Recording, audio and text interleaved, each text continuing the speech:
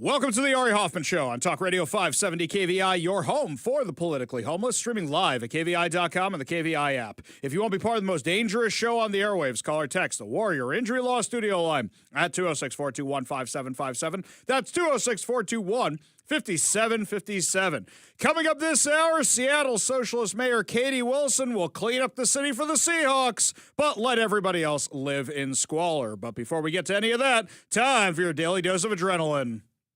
You want me to stick this into my heart? Are you f***ing nuts? There's something haunting that I saw today out of Minneapolis. It's an image of a federal vehicle from federal agents, completely vandalized, completely torn apart. And the post was talking about how the rioters stole guns out of the vehicle. We are literally watching history repeat itself.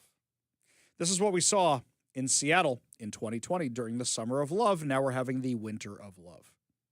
Before the autonomous zone, before defunding the police, does everybody remember what happened? George Floyd, dead.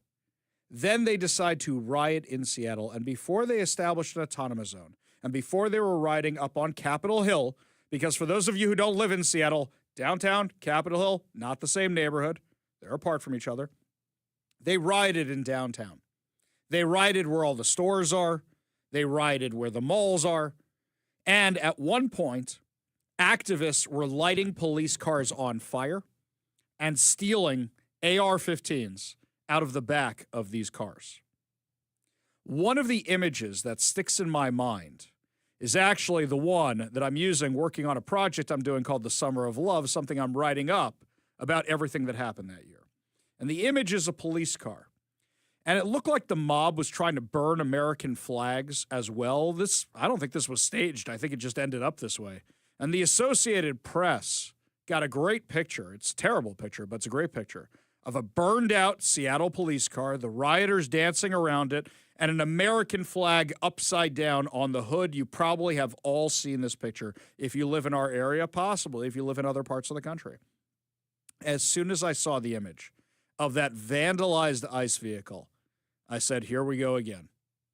Until now, I don't think I realized how bad it was in Minneapolis, what was happening in Minneapolis, and I think a lot of people in the country forget how bad it was in 2020 in Minneapolis. Because what happened was there was so much other craziness that happened after George Floyd in the rest of the country that it actually saved Tim Walz's reputation and it saved Jacob Fry's reputation. Why? Rioters in Minnesota burned the Minneapolis police station to the ground. Burned it to the ground. They also set up their own autonomous zone, George Floyd Square, which is still there to this day. Businesses are gone.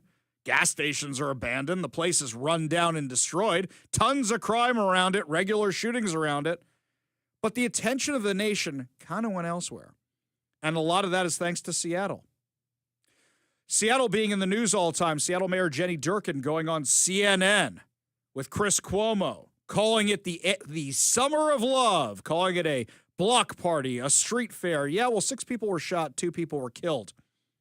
Rapes, robberies, murders, you name it. All that was happening inside the autonomous zone. And we're watching what led up to that happen again in Minneapolis. Over the past couple weeks, especially since the death of Renee Good, who tried to run down an ICE agent with her car. Whether it was ICE, and I mean the stuff on the ground, and she skidded, or whatever the case may be, she didn't follow ICE's direction. She was interfering with federal agents for minutes leading up to what happened. And when a federal agent tells you to stop, you don't try to hit him with your car or run away. You stop. And something else I'm seeing is everybody making this worse. It's like elected officials are following the exact same pattern they did in 2020. You had Jenny Durkan egging this on. People have the right to peacefully protest. Fiery, but mostly peaceful from CNN when they're burning down police stations, when there's fire in the background. Fiery, but mostly peaceful. And once again, we have elected officials making all this worse. For example, you remember that you had Kamala Harris, who is advocating for bail funds to bail out the rioters. I'm seeing all this happen again. It's the exact same thing. Let's start with what I saw here in Seattle earlier today. A listener of the show sent this here. Olympia City, Seattle, that's in South Seattle. It has the craziest Facebook group in Seattle. If you are not in the Olympia City Facebook group, it's so bad I left. I didn't even find it entertaining anymore. I just left. They are so crazy. But people occasionally send me stuff they see in there. This post. 19 ICE trucks identified at the Safeway on Rainier Avenue. And somebody named Kiko Westhoff posts, unverified, but thought I should pass this along in case it's true. Well, it's not true, because the listener told me there were a ton of police vehicles because there was a community meeting with law enforcement nearby. But here they are. They're so desperate to be like, ICE, it's ICE. Let's go. It's ICE. We have to go get them. They're in a parking lot. Nobody from ICE was even there. It was local law enforcement meeting with the community about safety concerns. This Rainier Avenue Safeway, by the way, as I was driving out of its parking lot last night, and kudos to the people who are the managers of that Safeway. It is infinitely better than the last time I was there when I said, I don't know if I'm going to be going back there anymore. It was actually close to a pleasure to go there. I know some of them listen to the show, so kudos to you guys. You did a good job. The surrounding area, however, I drove past a bus where first responders were there dealing with somebody on the bus, and it looked like one of our unsheltered neighbors having some kind of drug attack. This is the area outside it. They've done a great job of actually cleaning up that shopping center where the Safeway is. But now they're having a law enforcement meeting at a Safeway, and people are trying to dox the ICE agents. People are going to go try and find the ICE agents. Seattle City Council member Maritza Rivera. Mike, when I reached out to City Council President Joy Hollingsworth, I said, oh, she's the president. I'd love to have her on the show. What was it, like 24 hours till I had that set up? Something like that. It was with the quickness, as Mike would say. With the quickness. All right? Seattle City Council member Maritza Rivera earlier this week posted, I want to address the recent horrible actions by ICE, by Immigration and Customs Enforcement, both around our country and our city. I'm disgusted by the killing of Renee Good in Minneapolis, the shootings in Portland, and the arrests in Seattle.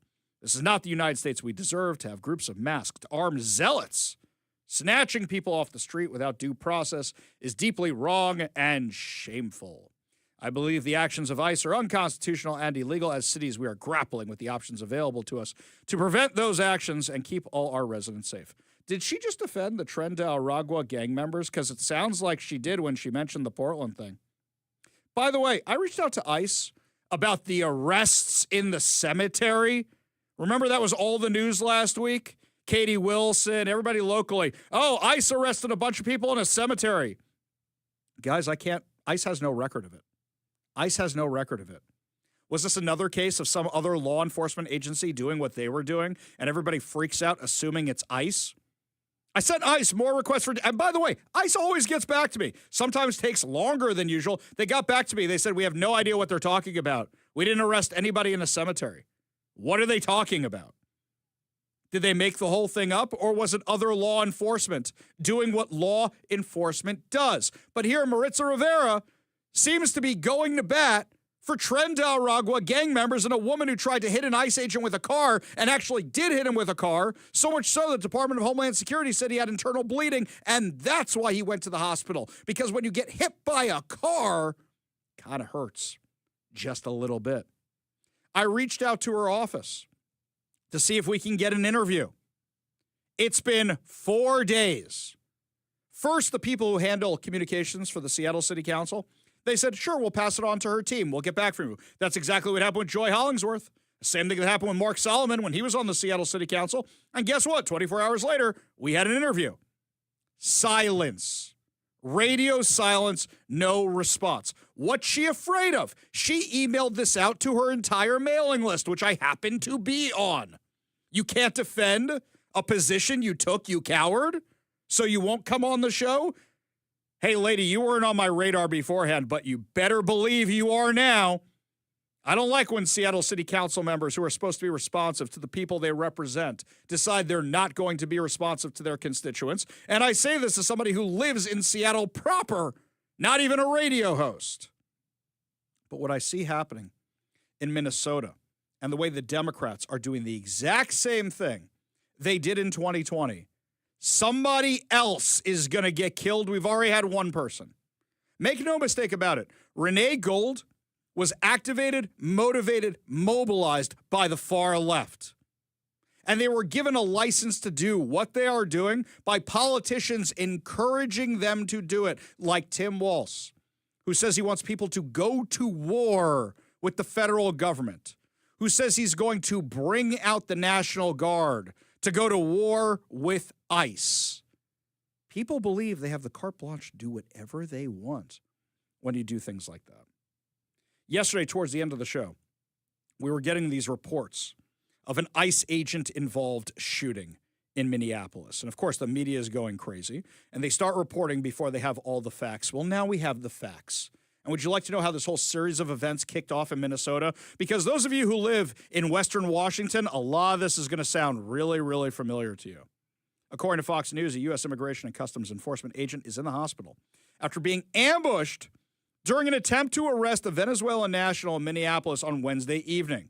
According to the Department of Homeland Security, the agent was ambushed by two people while attempting to conduct a traffic stop on an illegal immigrant from Venezuela, adding that the agent fired his gun during the alleged attack because he was fearing for his life and his safety.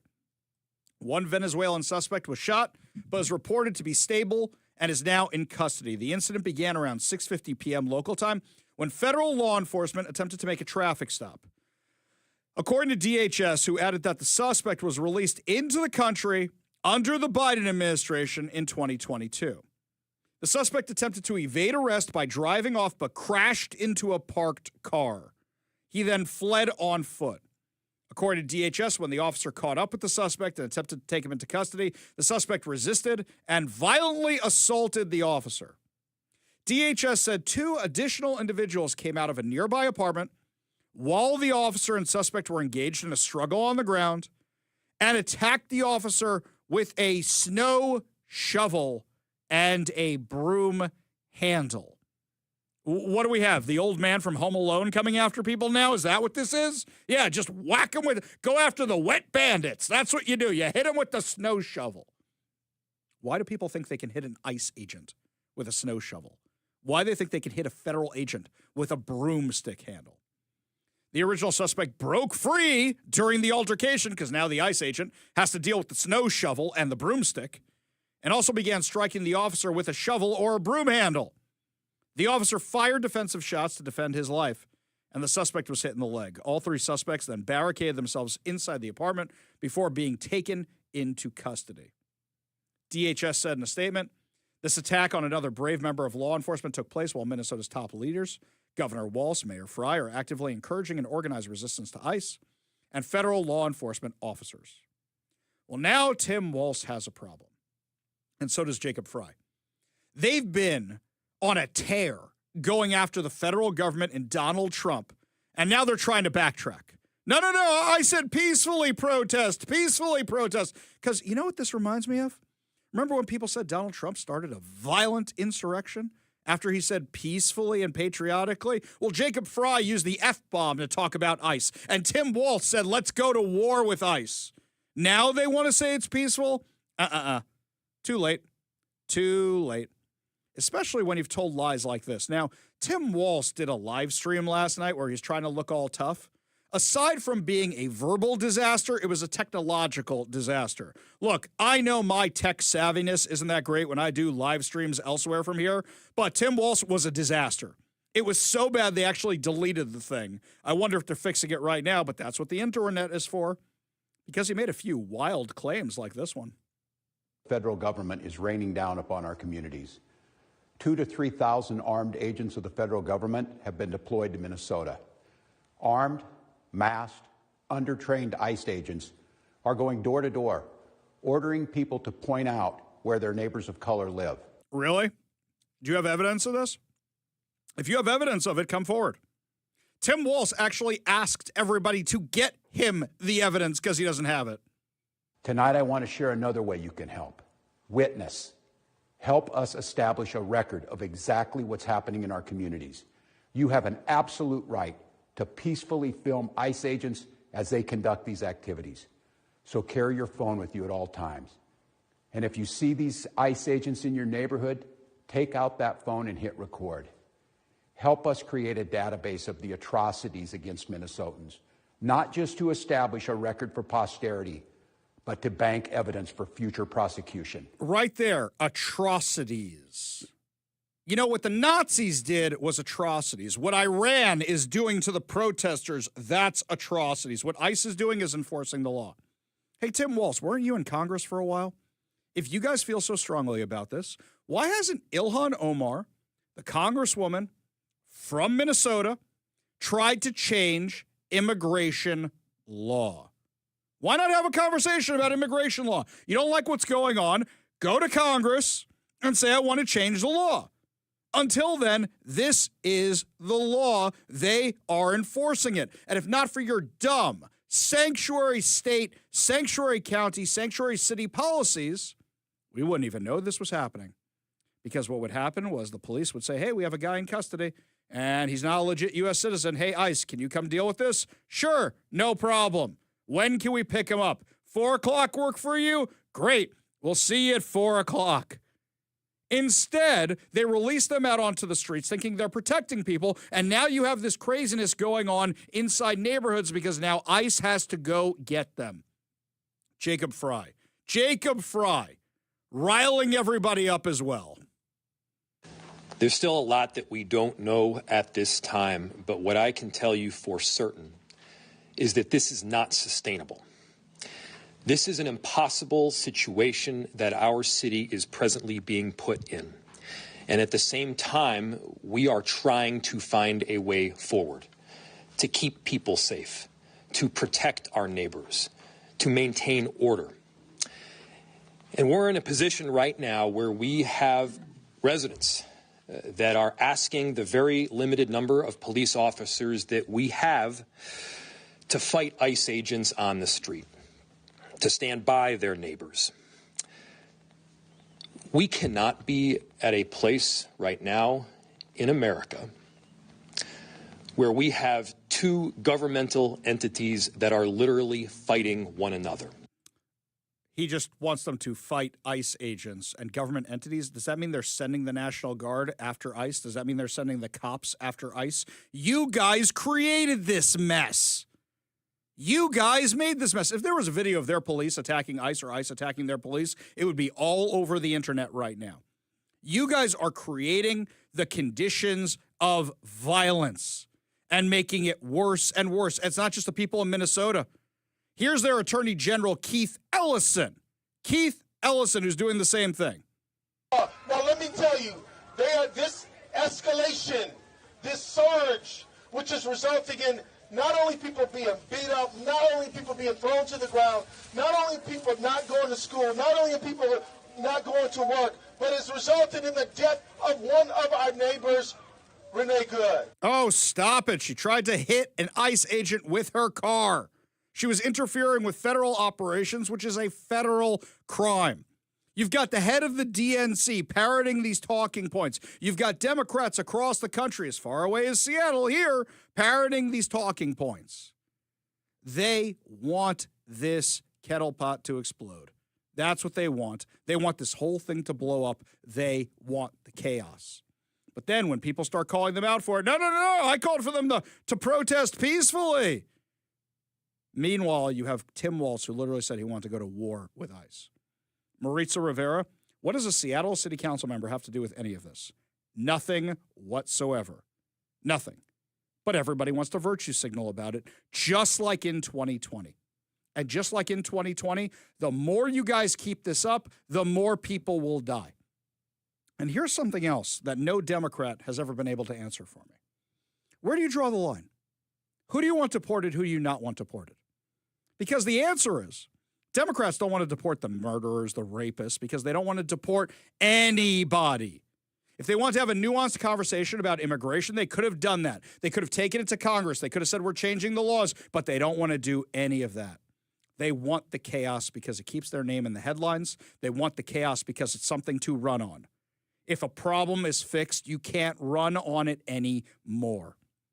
And yet, I keep hearing them say the name Renee Gold, and they never mention the Minnesotans who were killed by illegal aliens or any other American who was killed by illegal aliens like Laken Riley. You never hear them mention that at all.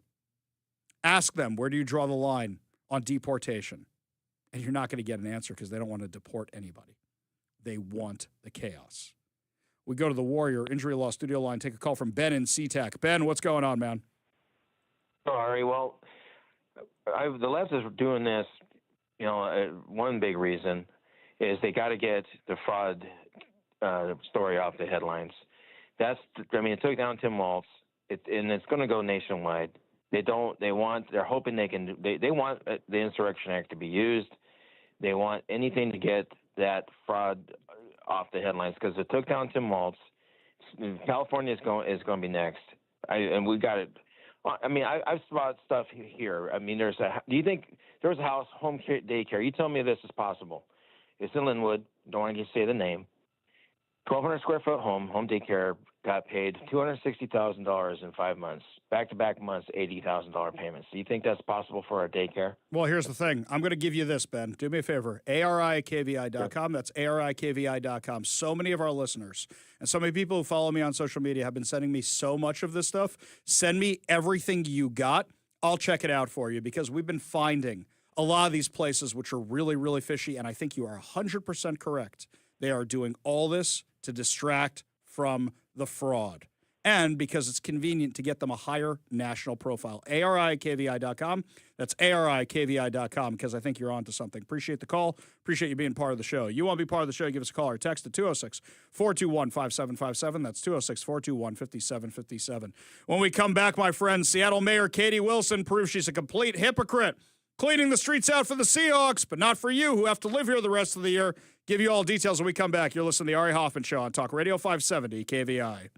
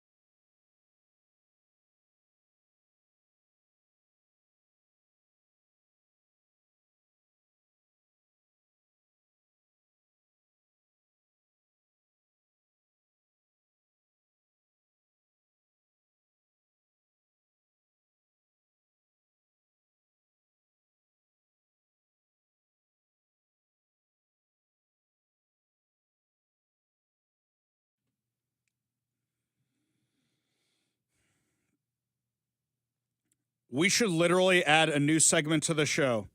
Ari and Mike predict the future. And then we should have a follow-up segment. Ari and Mike predicted the future. I saw this story last night. Mike sent it to me from a different outlet today. And what's funny to me is not only did we predict the circumstance, the people involved, we predicted the exact location of where it would happen. Let me back up for a second. The Seahawks have a playoff game this Saturday. And Mike and I were discussing, Monday, Tuesday? Monday. Let's say it was Monday we started discussing this, Monday, where we said, okay, now that you're in the playoffs, you're going to have national media out here. And what's the national media going to see when they come to Seattle? Are they going to see a SoDo? Why is it called SoDo? South of the Dome, back when they had the King Dome. That's why it was called SoDo. NoDo was north of the Dome. Nobody calls it NoDo anymore, but there's SoDo. SoDo, south of the Dome, that's the area where the stadiums are, and it's filled with homeless encampments. But not anymore. Mike and I discussed driving down there, taking pictures of it. Well, it looks like our mainstream media had the exact same idea. They went to the street we literally spoke about, Hawk Alley. Hawk Alley, where I took CBS and 60 Minutes to show them how bad the homeless problem was in 2019. I took them down there, and it hasn't gotten better since. Well, guess what? It's better now. All cleaned up, all cleared out. Just like when President Xi of China was coming to San Francisco, all of a sudden, Gavin Newsom and everybody else, all the Democrat officials, clean up everything. So that way, nobody will realize how bad it is when the national media comes and they go, what are you talking about? It's beautiful. By the way, Mike, that's the next step. The next step in predicting the future is you're going to have leftist media types who are here for the game going, I don't know why they call Seattle a hellhole. It's beautiful. It's wonderful. It's going to be like John Travolta going this way. What? Like in Pulp Fiction. What about? Well, I don't see anything, right? Same kind of deal. So this ties in perfectly to my theory. Because yesterday we did the whole story about how she refused to sweep a homeless encampment that was cleared for being swept in Ballard. And I said she's doing this to appease the activists because she's probably having SoDo cleaned up as we speak. And Mike, it seems like that's exactly what happened. Did you have a chance to drive through the neighborhood on your way to work? Nah, I skipped it. Because we already know what happened. Yeah. we already saw the also video. true. What's the point? But she is going back on her promise to never sweep homeless encampments. Why? Because if it's bad enough and President Trump or anybody else in the national media sees how bad it is, there goes the World Cup. And that is a massive embarrassment for Katie. So wait a second. Did she just admit that sweeping homeless encampments works? Did she just admit that because the city just did it? Mike, you reached out to her office for comment a few days ago. Have you heard back from them yet? Oh, man, I got to check in with my buddy Dr. Evil on this one. How about no? Yeah, no, not even a little bit. And it's interesting. I wonder if they got the idea to do these sweeps from me, because I specifically mentioned that part, the 2200 block of South Utah Street or Avenue or whatever they call it over there. there. Yeah, whatever. But sure enough, I ask for comment, and then with the next day, suddenly it's clear. Isn't that incredible? You're welcome. Now, I will say, everybody thank Mike for the fact that the streets are going to be cleaned up, but this exposes the hypocrisy. So you have just admitted that sweeping homeless encampments works, and that it makes a neighborhood safer, and it makes a neighborhood cleaner, and it makes an area more desirable. And you have proven that you are doing stuff just to satisfy the activists in other parts of Seattle. Katie Wilson has just marked herself for her entire term with this one incident because you can't trust anything she says. So your post went medium viral on social media, and there was one comment in particular that really kind of caused a little burr under my seat. I don't know if you look at the comments as often as I do sometimes, but somebody had said, well, Bruce Harrell would have done the same thing, indicating that, ipso facto vis-a-vis, that there's no difference. Mm-hmm. And I stifled the urge to respond, so I'll just respond here on the radio and say, well, one of those candidates didn't run on a "I'm gonna stop the sweeps" campaign. Right. Katie Wilson's like, "Oh no, I'm not gonna do no sweeps," and whereas Bruce Harrell, bless his heart, made no such promises. No. So that's not entirely incorrect that the result probably would have been the same. This probably would have happened anyway, regardless of who was mayor. The difference is the hypocrisy. Exactly. And here's the thing. Bruce Harrell did do this. He did it for Taylor Swift. He did it for the All-Star game. He did this. But then again, that was all he ever had. His thing was just bounce them from block to block to block to block. Now, from the leftist perspective, we just need affordable housing. That's not the solution. What he should have done is say the semisonic plan, which I've had for years. You don't have to go home, but you can't stay here. Treatment, jail. Pick one. Pick one. Or leave. That's it. No more of these services. But Katie Wilson has proven she is a colossal hypocrite. And if you want to talk about lowering housing prices and actual affordable housing, when we come back, my friends, some great economic news. That's going to be great to help out the Gen Zers who think they're never going to be able to afford a house. We'll talk about that, dive into the swamp when we come back. You're listening to the Ari Hoffman Show on Talk Radio 570 KVI.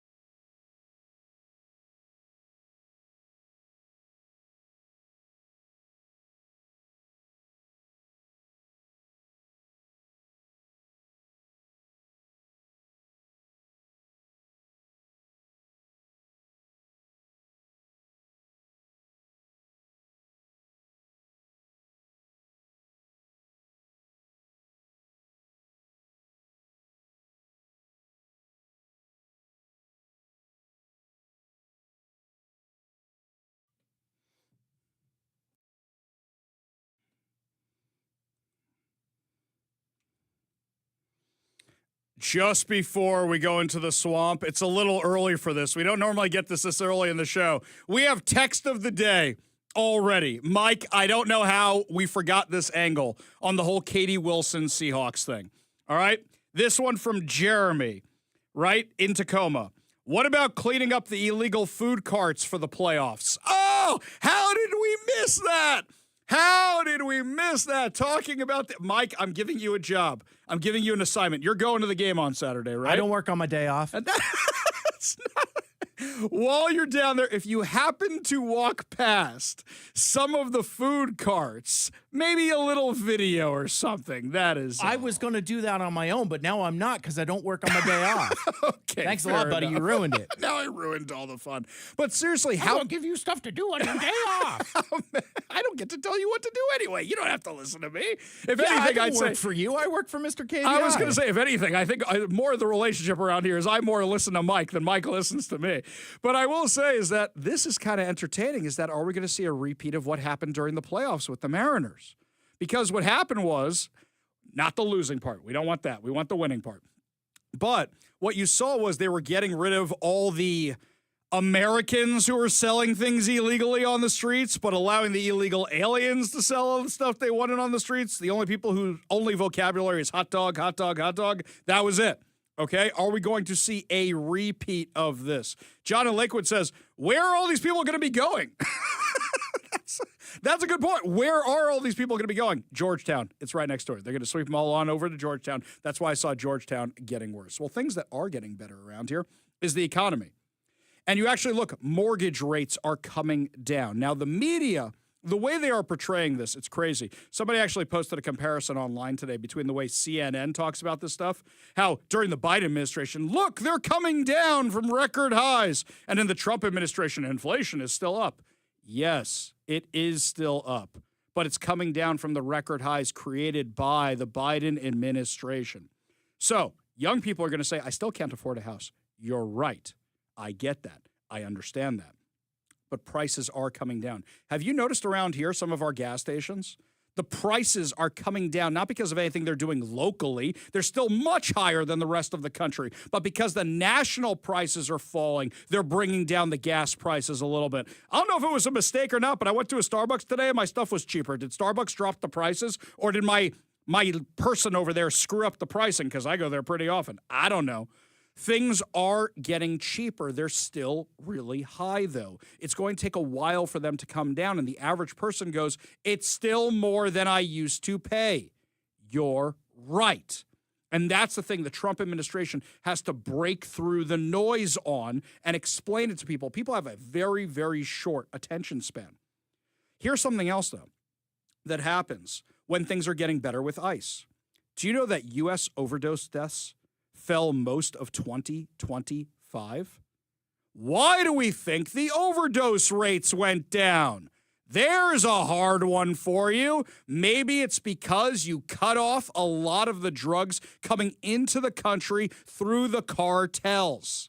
Maybe it's because you're curtailing cartel activity, and that's bringing down the amount of drugs coming into the country. Do you think maybe that has something to do with the border? Just thinking outside the box here a little bit, that U.S. overdose deaths fell. Something else, there's more home supply.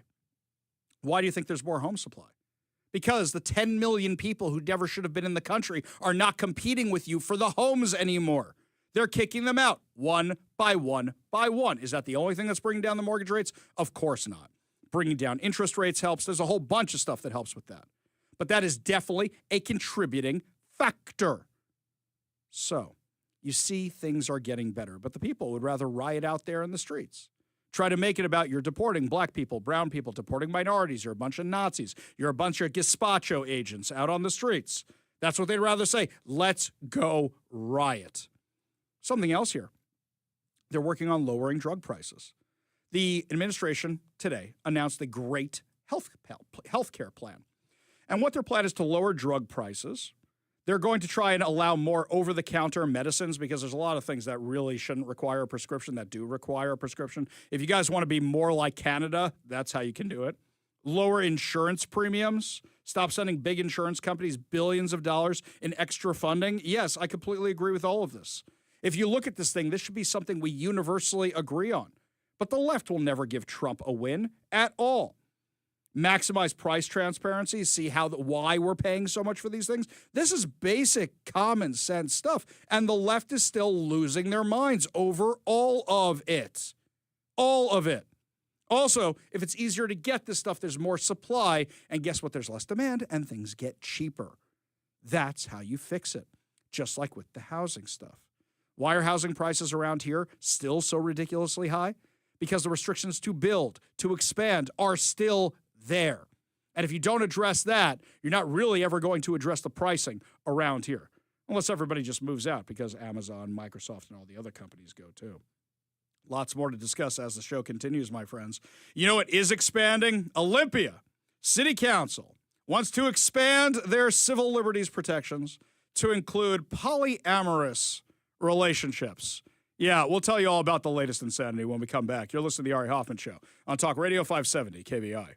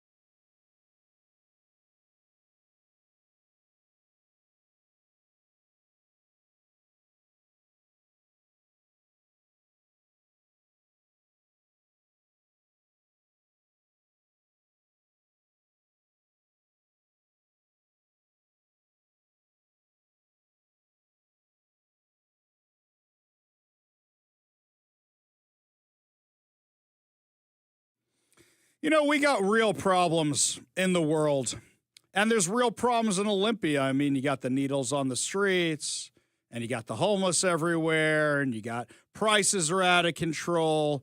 But what is the Olympia City Council spending their time on?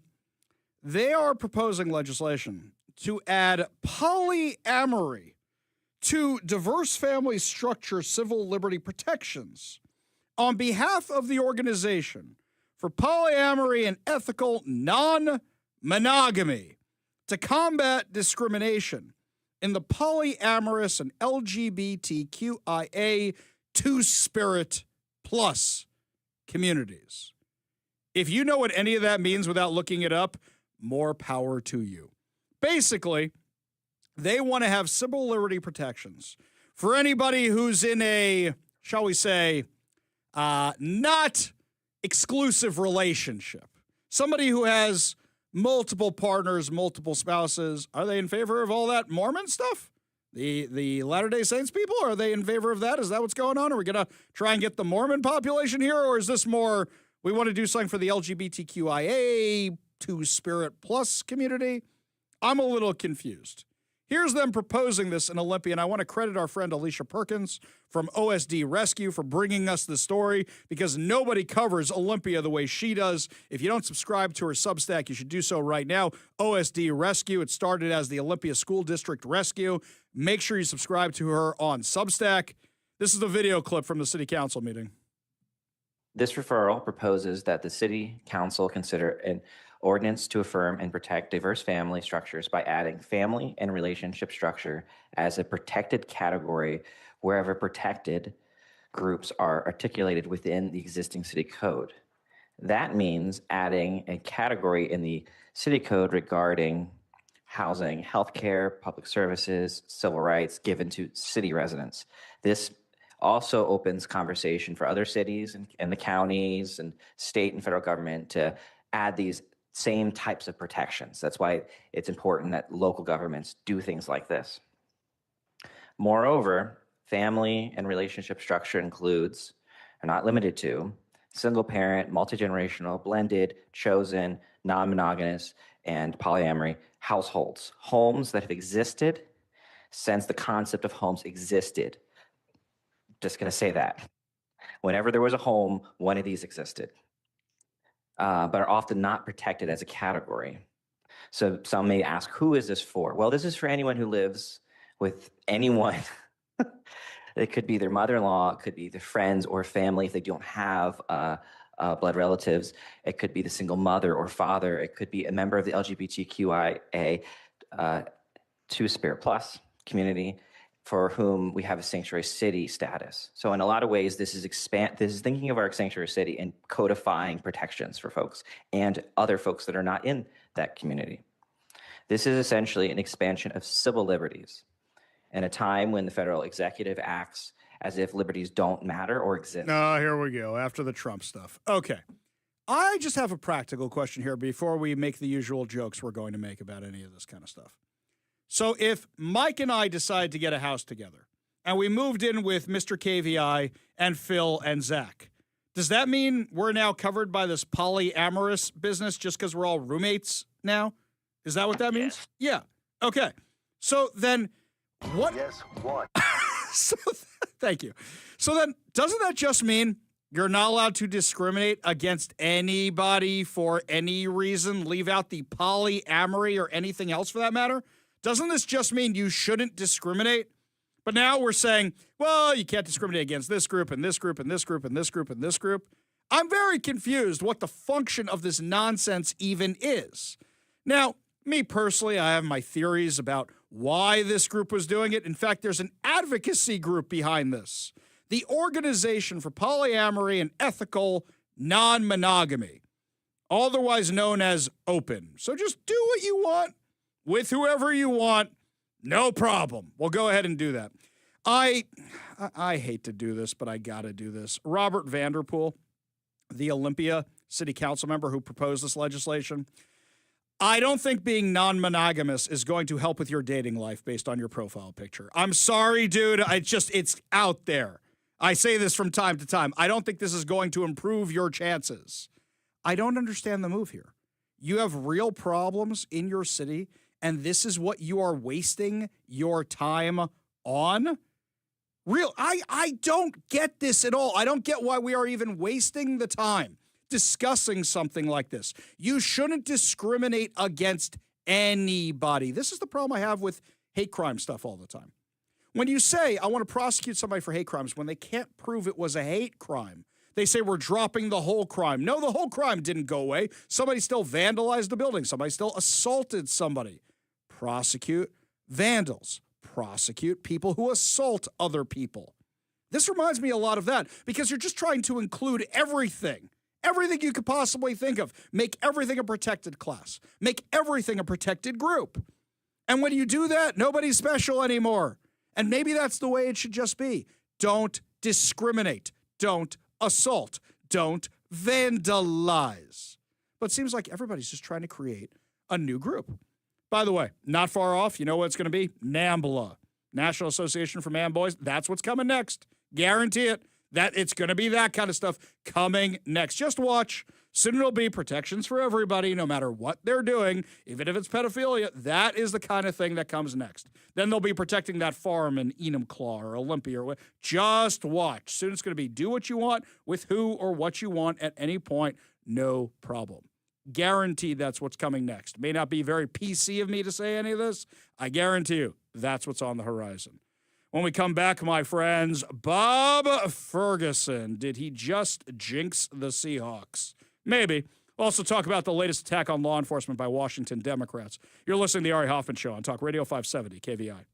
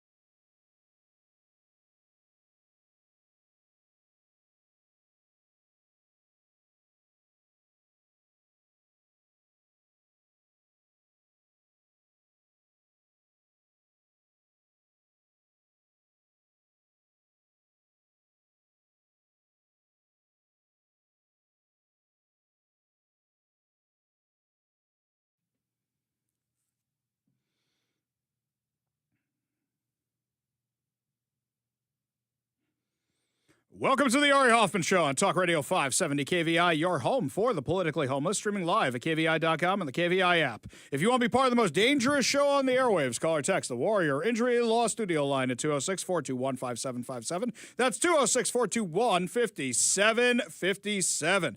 Coming up this hour, did Bob Ferguson just curse the Seahawks, cast a hex on the whole thing? Plus, Pete Serrano is going to be joining us. But before we get to any of that, my friends, I love when I get polled. For some reason, I am on every poll list of every poll here in Washington, be it national, be it local, probably because I always respond. And they are so much fun. So last night, I got a poll. And it's clear that Bob Ferguson and the Democrats are concerned about their approval and a few other marketing problems they're having. Now, I know there were some polls in the field from some other friends of ours. I'm not sure if this is the same one. Here's what this thing was asking, and I'd love for you guys to reply. Tell us what you think. You give us a text, the answers to these questions, 206-421-5757. That's 206-421-5757. First question. Do you think things in Washington State are headed in the right direction, or do you feel they're off on the wrong track? Your choices are right direction, wrong track, or don't know. Text us at 206-421-5757. Now, Governor Bob Ferguson, do you have a very favorable opinion of him, somewhat favorable, somewhat unfavorable, very unfavorable, never heard of him but have no opinion? Let us know at 206-421-5757. That's 206-421-5757. For the Washington State Legislature, do you have a very favorable opinion, somewhat favorable, somewhat unfavorable, very unfavorable, never heard of, but no opinion? Let us know, 206-421-5757. Now, here's where it got a little interesting. It started asking about taxing cigarettes more. Do you think that'll lead to people smoking less? Do you think they're all right taxing? You know what I answered for all these questions because it had a why did you answer that way section? I said, I don't like cigarettes. I don't smoke cigarettes, but stop taxing them because you're taxing everything. That's what I wrote. Then I saw what came next. It was, how do you feel about taxing Zyn and other nicotine patches, things like that, to quit smoking? Mike, you know what I think this is in direct response to? I think it's in direct response to now. It is more expensive to quit smoking than to continue smoking. And they know that is a bad PR metric for them, and they want to do something about it. Also, they're looking at new ways to tax you. Oh, let's keep going after the smokers. Oh, let's start going after the quitters. Oh, let's go after the vapors. Let's go after this. Let's go after that. That's all they know how to do. That's all they know how to do. So they're trying to figure out, where can we pass more taxes where people won't yell at us? And I wonder if a lot of you, if any of you got the survey, please let me know, 206-421-5757. And let me know if you answered similarly to me. Because I kind of had to create my own survey by filling in stop taxing, stop taxing, stop taxing, anytime there was a place where I could add a comment. It's unfortunate that the news media isn't covering Olympia as well as they should be. Because maybe if Washingtonians knew about this stuff in advance, then maybe they could stop it and show how unpopular it is before it gets far enough to be signed by Turd Ferguson. Now, Como News, actually, out of all the mainstream media outlets, has been doing an excellent job covering the legislature. They really, really have. I got to give it to our friends over at Como News, doing a stellar job. I really believe you are. I hope that continues past the first week. I hope it's not, okay, we sent Chris Daniels down there for a couple days, made some videos, and now we're not going back. No. You got to keep covering this stuff. Worst coverage goes to King 5. I'm going to read you this article, and I'm just going to read you the lines of what they think are the top bills to watch this session in Olympia, and you tell me what's missing. You ready? Let me read all of them here for you. Artificial intelligence regulation. That's what they're hot. That's a top bill to watch. Mike, have we even mentioned that once on the show at all in any way, shape, or form? No. But that's the one they list first. The very one they list first. Okay, number 2, law enforcement identification. Okay, use of masks by law enforcement. Sure, that's something we've talked about a lot. Still not the top item. Housing in commercial zones. By the way, I got no problem with this, where you say we want to convert office space or retail space into housing or to homeless shelters. I understand it. There's some discussions and some safeguards you need. I understand it. We haven't had a chance to really discuss it. We're going to in the 5 o'clock hour today. Immigrant worker protections. Yeah, they want you to have to inform your employees when ICE is coming, by the way. That's what they want you to do. That's how insane this is. Okay, not that one. And the payroll tax proposal. Okay, so the payroll tax, where they want to tax businesses with the jumpstart tax / head tax, the same thing they did in Seattle, which caused Amazon to get up and leave and go over to Bellevue. What's missing from that list, my friends? What did King 5 not deem necessary enough to list, even though Bob Ferguson put it top of his State of the State address? What did they not mention? The state income tax. They didn't mention the millionaire's tax, which is going to become the state income tax. They didn't mention it at all, which means they don't want you paying attention to it. When you do an article, which is literally called Key Bills to Watch as Washington's 2026 legislative session begins, how can you not mention a statewide income tax? That would be the first one we have in our state's history. You don't mention that at all? At all? King 5 is absolute garbage. I'm sure at one point they used to be a good news organization. In fact, they're one of the first news organizations to interview me when I was trying to expose stuff going on here in Seattle. But whoever was running it back then ain't running it now because they've just completely gone off the rails. The only reason they wouldn't mention the income tax is because they want the income tax, is because they're on the side of it, or whatever editor assigned that story or wrote that story doesn't want you focusing on it at all. And this is the same thing that happened during the last legislative cycle. You remember during the last one, the media almost seemed surprised that oh my God, this is the largest tax increase in state history. We know. We were screaming about it for 4 months, literally for 4 months, and the month before that, and the month before that, and the month before that.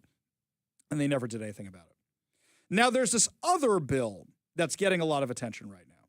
According to Como News, a bill moving through Olympia Thursday could significantly change how sheriffs operate in Washington state. It would modernize standards and give state board the power to remove an elected sheriff. Okay, you got me with the modernized standards thing, but then remove an elected sheriff? Senate Bill 5974 would update decades-old laws governing sheriffs and other law enforcement leaders, including setting clearer eligibility standards and accountability rules. Fine, got no problem with that. But the bill would also allow a state oversight board to remove a sitting sheriff if their peace officer certification is revoked. Now, let me discuss this one for a second. This is clearly the Swank bill. That's what it is. We all know they're going after Sheriff Swank. We all know this, right? That's exactly what this is. They don't like him. They couldn't beat him at the ballot box, so they're trying to find an excuse to remove him, which means if somebody decertifies him, then all of a sudden this board can go, yeah, we want you out of here. We don't like you. We want you gone. We all know that's what this is about, right? Now, what's fascinating about this is the Democrats may have screwed themselves because what happened was they pushed in King County for it to be an appointed position to be sheriff and not to be an elected position. So what happens is the Democrats all of a sudden appoint, Dow Constantine appoints Patty Cole Tyndall, who's basically just a puppet. And she does whatever Dow Constantine said, and now does whatever Gourmet Zahalai says. And that came right at the time where Burien said, hey, you know what? We don't like this homeless problem we're having. We kind of want to enforce the law more on it, so can you guys help us out? Because King County sheriffs are the ones who provide policing for Burien. And Patty Cole Tyndall said no. And Dow Constantine said, we're taking you to court. So you can see how an appointed sheriff, and if I'm not mistaken, Patty Cole Tyndall actually wouldn't have fit the requirements they're now laying out. I don't think she had been in law enforcement. If I recall, she had to go to the police academy to have the position. They elected an activist, or excuse me, they appointed an activist. So I don't think she would actually qualify for all this unless she's been in the position long enough that now she's either grandfathered in or now she has the experience where she didn't have the experience before. But here it is clearly they are going after Sheriff Swank. That is what is going on. They are going after him because they don't like him. So they want to be able to remove the certification anytime they want and appoint a replacement. That's how they get around a lot of places. Saw what happened in King County and said, we're not giving up our rights to vote on sheriff because look what happened in King County. All of a sudden they appoint a political activist and things immediately get worse. Now, that's not the only anti-cop legislation. We spoke about the anti-cop legislation where they're going after the face masks, and actually Pete Serrano is going to be joining us, new U.S. Attorney. Pete Serrano is going to be joining us at 4:30 to discuss the face mask thing. But for right now, there's another piece of legislation they have. This is one brought to us by Daria Farver. She's an Iranian American, and it's House Bill 2293, and would bar Washington law enforcement agencies from engaging in any training programs or exchanges with foreign security forces. Now, you know, and I know why she's actually doing this. You mean the anti-Israel activist doesn't want Seattle Police Department and other agencies training with Israel? That's for sure why they're doing it. Except, you know that for sure she has no idea what she's talking about. Because when she got called out on the problems with this bill, she kept asking people to give her more information to rewrite it because she just wrote this bill with the activist talking points. Make no mistake about it. She wants our country, our city, our state less safe with this bill. Counterterrorism, number one. If you have an issue with counterterrorism, you have something you want to learn from somebody, who do you go to for counterterrorism? Maybe the country that deals with the most terrorism in the world that have become the experts on this? Representative Dan Griffey immediately called her out on this during the bill's first hearing on Tuesday. I'm not in support of this yet. I'm going to need to be convinced. We have a lot of counterterrorism training that goes on in the United States, and a lot of the United States officials send a lot of their counterterrorism people to Israel to get to that, because Israelis do that pretty much better than anybody in the world. If we prohibited our Washingtonians, law enforcement, to go to get the best training in the world, don't you think that that might be a risk to where we don't bring the best techniques for counterterrorism, especially? And we are pretty poised here in Washington State for have terrorist activities. Wouldn't that concern you? Exactly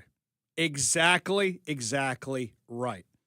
Jenny Graham, Representative Jenny Graham, when I see her at the Roanoke convention next week, I'm going to have to give her a big hug or something, because what she did, she went right for it on this. This was stellar.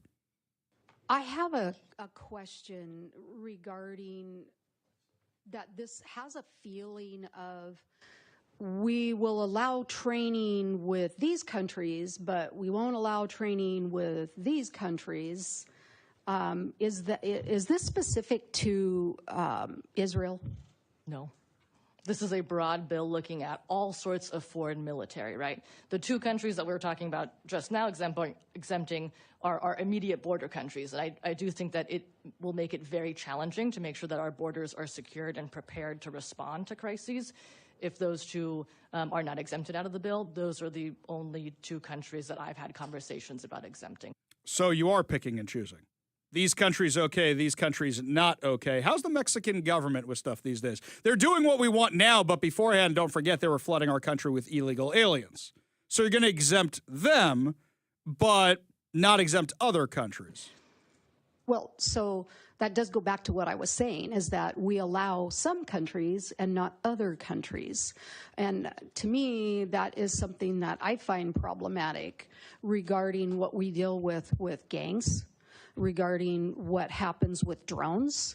Having been a former martial arts instructor myself, and having been through different martial arts training, including Krav Maga, that particular training was absolutely invaluable when you're talking about multiple people coming after you, recognizing bad situations to try to not get in those situations to begin with, being able to hopefully get away and survive a bad situation. I'm just curious why especially when we are talking about the violence that's going on right now, and there being problems with law enforcement using firearms.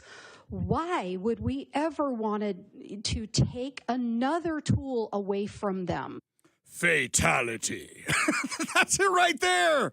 That's it right there. That's exactly right. Exactly right. That's what that is.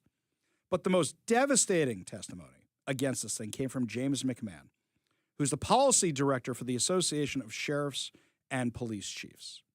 This one absolutely shredded the entire argument. First, he goes back to the Canada discussion. Despite the fact that they're a border country to our state, use the Royal Canadian Mounted Police. I don't think they're a military, right? I forget what they call them. I wrote it down. The Royal Canadian Armed Forces, certainly, I think that qualifies. What about the military police within them? Right? There's military police within every military organization. Could we train with them? I don't know. The RCMP, while we don't think that they're a military, their retirees participate in the same armed forces retirement program as members of who retire from there. They certainly are an intelligence service. They have a whole division about intelligence, like many of U.S. law enforcement agencies, including several in Washington state. And of course, they're a security service, right? I mean, security is what law enforcement does. And so I respectfully disagree. I don't read the language of the bill to be specific to military. It says foreign military intelligence service or security service. This is a guy who knows what he's talking about, knows the facts, and something else fascinating. He did the whole thing without mentioning counterterrorism at all because he knew somebody else was going to mention counterterrorism. This was brilliantly done. You know what he did next? He said, hey, we got the World Cup coming to town. We need to know who might be here for it. You all talked about self-defense. What about provision of medical aid and tactical medicine, some of that kind of stuff? This summer, our state will be hosting a whole series of World Cup games, a massive, massive event. We're going to have people from all over the world coming to Washington. It's a great thing. We have been planning for years about the public safety and security, and there's all kinds of intelligence that we've considered in this long-ranging process. And if any of us think that we haven't or we shouldn't have spoken to other countries that have hosted World Cup games to figure out what kind of challenges they have to not have to relearn the lessons that they've learned, what kind of threats typically come, right? Like, we're simply not doing our job if we don't do that. Exactly. Exactly right. He did this whole thing without mentioning counterterrorism. You know how many emails I get from foreign dignitaries that are coming to town from different consul generals from different countries? He mentioned that too, the foreign dignitaries. Think about how many famous people come through town. Washington hosts foreign dignitaries way more often than most people would think. If we're not communicating with their intelligence services, maybe it's their military that provides the intelligence service. Maybe they also provide the law enforcement in their country. I don't know. There are like 190 some odd countries in this world. If we can't communicate with them to figure out what are the threats to this person, what kinds of security needs do they have, how do we best protect them while they're within the boundaries of Washington, again, I don't think we're doing their job. Perfect example. And also, a lot of people don't realize the military is the police in a lot of countries. They don't have our Constitution. They don't work the way we do. They don't have states. The military is the police. They don't understand that. One of the more masterful parts, when he brought up Ukraine, because lefties love Ukraine. Slava Ukraine, right? I've personally sat through not less than one briefing, training, by a foreign military intelligence or security service. This one happened to be this summer by the Ukrainian National Police. Now, it's a police organization, but are they military? Because they were militarized and put on the front lines on the war in Ukraine. I don't know. I sat through training that they provided specifically about how the use of drones, how drones were being weaponized in that war. Not big, right, remotely flown from 100 miles away drones. We're talking like the drones that you could buy at Walmart, now probably a little more sophisticated, how those are being used in that war by both sides, frankly. We participated in that to try to figure out what lessons can we learn about protecting Washingtonians from these kinds of attacks in large-scale events, whether it be World Cup, whether it be Seahawks games, Mariners games, college football, protests, parades, you name it. Exactly. Exactly right. Slava Ukraine, right? Let's learn what we can from them. And then he made the points I make all the time. Even if you are training with a foreign military, it's not that kind of training. It's training for police. They're not teaching them to fly a jet or run a tank. And so, of course, as Representative and I were emailing briefly about, of course, there are some things that I think we could all agree on, right? We don't need our law enforcement officers to know how to fly a F-22 or whatever it is, or pilot an aircraft carrier. But there are legitimate things, and we think we should be able to do that. Now, Daria Faurever had responses to all of this, but they were such rambling nonsense, completely incoherent. It showed she didn't know anything about her own bill. It showed she didn't know how law enforcement actually works. And it shows this is entirely political. That's what it's about. She may say it's not. It 100% is. So if you want to testify against this thing, you can call the Washington Legislative Hotline. As I understand it these days, basically all they have is an answering machine, and you record your calls there, so it'll take 1 minute of your time. It's 1-800-562-6000. That's 1-800-562-6000. And you say no to House Bill 2293. You say no to the bill that would restrict police trainings with other countries. Say no to House Bill 2293. Once again, the number for the Washington Legislative Hotline is 1-800-562-6000. That's 1-800-562-6000. If you do actually get a person, be nice, be polite. Leave a message. They do record these things. We go to the Warrior Injury Law studio line. Take a call from Ian in Tacoma. Ian, what's going on? Got a question for you, Ari. Who decides to revoke the peace officer certificate? Great question. I haven't done the deep dive into this bill because I'm not sure if it's the certification board or if it's a city council or a county council or whoever decides to do it. But clearly, whoever's doing it, it's ripe for a problem, don't you think? I agree. It's just a degree of how worried I'm going to be about it, depending on who's in charge of it. Right. Well, I will tell you something, is that a massive amount of people registered that they don't want this thing. I mean, you're talking the ratio is like 12-1 against this bill, but people should still keep calling. And once again, I'll give out that number, 1-800-562-6000. That's 1-800-562-6000. I don't have the number for the bill in front of me, but it's the one that would limit sheriff's abilities and would actually... Now, by the way, you want them to have more qualifications for getting the appointment and for running for the job? Fine. The issue is arbitrarily removing them. So what you should do is call the legislative hotline and say no to this bill as well, which is Senate Bill 5974. Senate Bill 5974. Say no to Senate Bill 5974 and House Bill 2293. Ian, appreciate the call. Appreciate you being part of the show. You want to be part of the show, give us a call or text at 206-421-5757. That's 206-421-5757. When we come back, my friends, Democrats in Olympia aren't the only ones behaving badly. Got a whole bunch of teachers now embroiled in scandal, going to jail. Haven't had these stories in a while, but it looks like we're starting 2026 the way we ended 2025. We'll give you all details when we come back. You're listening to the Ari Hoffman Show on Talk Radio 570 KVI.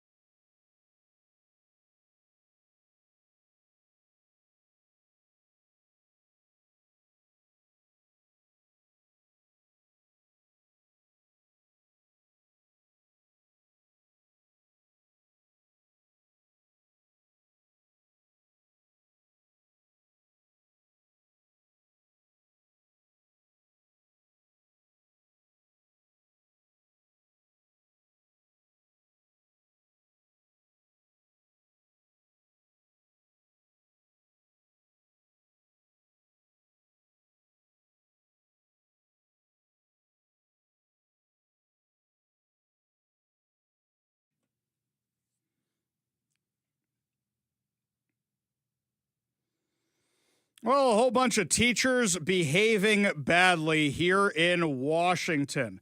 Apparently, the White Pass School District Superintendent was arrested for possessing child sexual abuse material.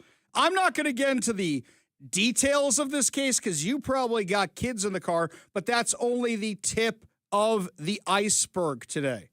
A former public school teacher in Washington State told Haywire how the system trained him to keep secrets from parents, and if you wanted to know why it's so important that we have the parental rights bill, this is why. Give a listen.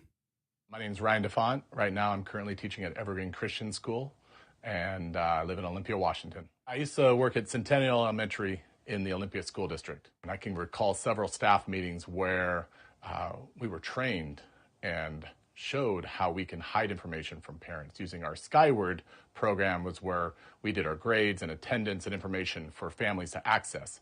But we had a teacher and a couple teachers actually train us on how we can input information into Skyward that was behind a wall that parents couldn't access. We were changing pronouns, we were changing gender, we were hiding that information. I think many teachers want to keep their heads down, bite their lips, bite their tongues because they want a job. We want to partner with our parents, and we want to trust them, and they want to trust us with medical stuff, with bullying. There's times where we can't disclose that information for 48 hours or more. We want to disclose if there's an issue in the building right away, but we're told we can't. So wait a second. This was going on, and now you understand more why these teachers' unions are so opposed to the parental rights bill? This makes it so clear. Thank God for the federal government. I can't believe how many times I've said that. Thank God for the federal government. Because now the Tacoma Public Schools, along with many, many others in our area, have been added to the list of ones under investigation by the Trump administration because they allow boys to compete against girls in violation of the law. I think that what happens at the Supreme Court is going to have far-reaching ramifications. And if you're worried about the initiative not working out, we're going to see what happens with this as well before the Supreme Court. We go to the Warrior Injury Law studio line. Take a call from Jason and Lacey. Jason, what's going on? Hey, I was actually calling about the Senate Bill 5926. I hadn't had a chance to listen to all your show today, so I didn't know if you guys covered it. But that's the bill to block public access to the names and the personal information of the people that own the daycares. So there's two of them. There's Senator Lisa Wellman proposed two bills. One of them is not going forward, officially not going forward, at least for now. Sometimes bills come back. I don't have the numbers in front of me right now. I'll have to look them up. One of them for sure isn't going forward. I have to check the other one and see if it's going forward. I think one was in the House, one was in the Senate. I have to go back and double check. But what we found out yesterday, and they were telling the media different things. Finally, everybody in the media said, hey, what's the story with this? And we finally got a commitment, and we got it in writing that's not going forward. So hopefully that one's dead. It doesn't mean it can't come back, but we think it's dead for now. Well, there's no notes on the website about it, except for the original bill, and said that it was read January 12th. But there's nothing that says that it's been killed or shut down. So that's not how it works. And I think it's still going. Let me tell you how it works, just so you understand. If it gets referred to committee, until things move on, it kind of just sits there. It kind of just stays there. There's no official, it's dead. That'll come later. You're right. You should keep an eye on it. 1,000%, Jason. I agree with you. But just because it's still on the website doesn't mean one thing. And just because they told us one thing doesn't mean they're telling the truth. So if you could please keep an eye on that, we'll work to hold them accountable. You let me know, okay? Yeah, our best asset is the public, and they continue to push to do their own investigations on these centers and all the fraud. And this bill blocks that, so we definitely cannot allow that. Exactly. In fact, what I'll try to remember to do this tomorrow is actually pull up the legislative hotline, pull up all the bill numbers, check in on the status of all of them, and have people call so they can say no to these bills. Jason, appreciate the call. Appreciate you being a watchdog for all of us here in Washington. We appreciate it. You want to be part of the show, give us a call or text at 206-421-5757. That's 206-421-5757. When we come back, my friends, Pete Serrano will be joining us to see if any of these laws passed here by the Washington legislature will actually affect ICE or ICE agents. We'll have him weigh in from the legal perspective. When we come back, you're listening to the Ari Hoffman Show on Talk Radio 570 KVI.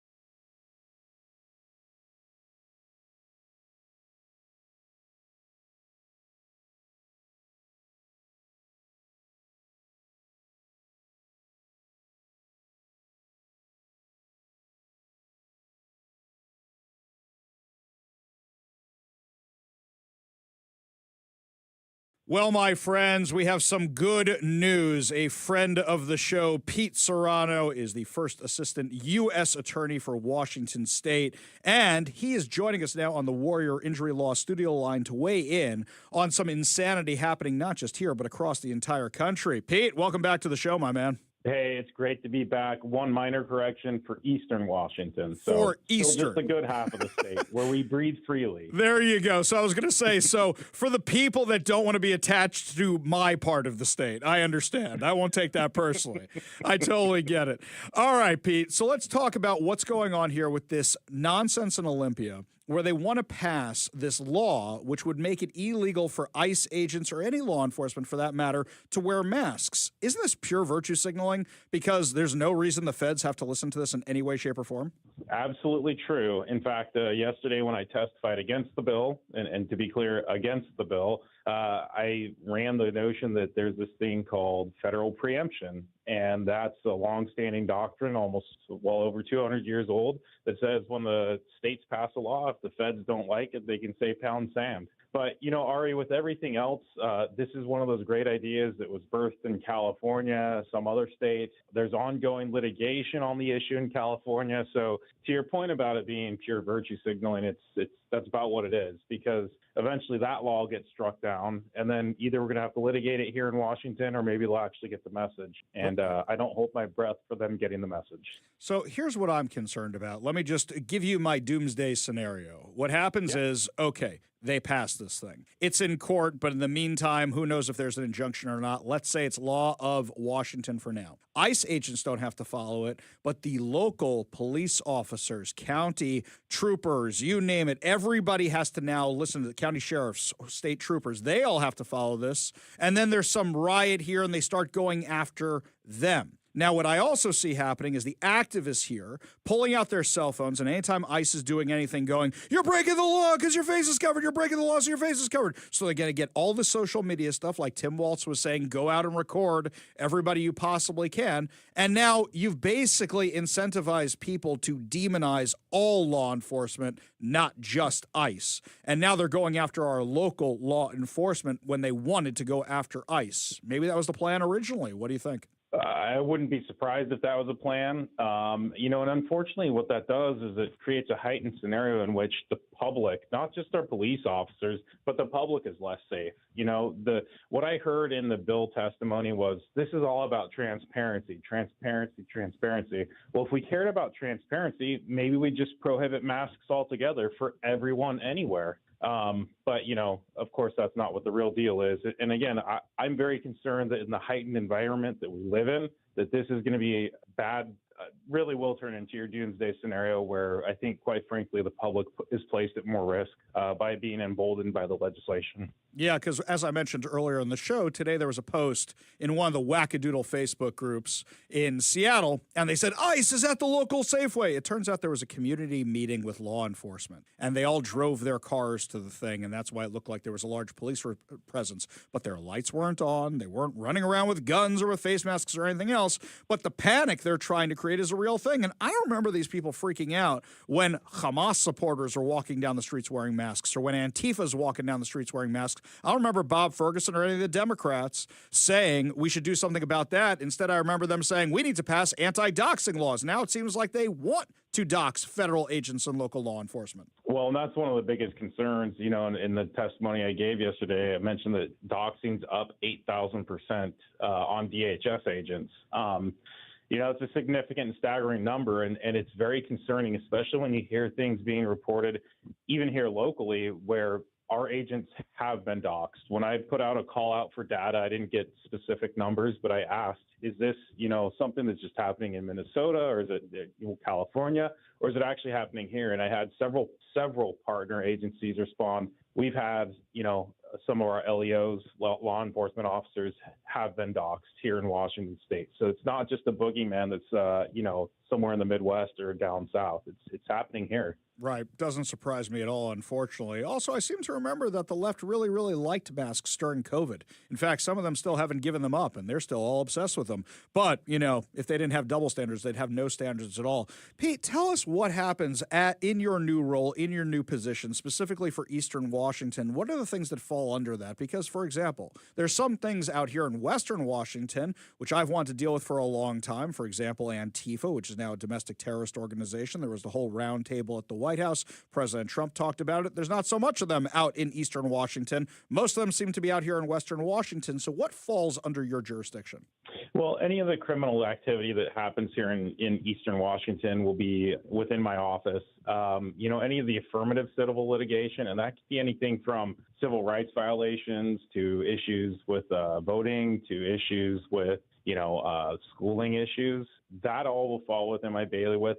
Of course, that's the type of stuff that I run back to D.C. and get headquarters buy-in on or have them take it for me. Then there's, asset forfeiture. We find someone with guns, drugs, or human trafficking, and we start taking their stuff and, either sell it or keep it. So there's a whole plethora of things that are happening here in Eastern Washington that are ongoing matters that I think will hopefully help Washington rise above its substandard standards. In the last few minutes, we have with Pete Serrano. So tell us about some cases you can discuss, about what are the things your office is actively tracking right now as a first assistant U.S. attorney for Eastern Washington.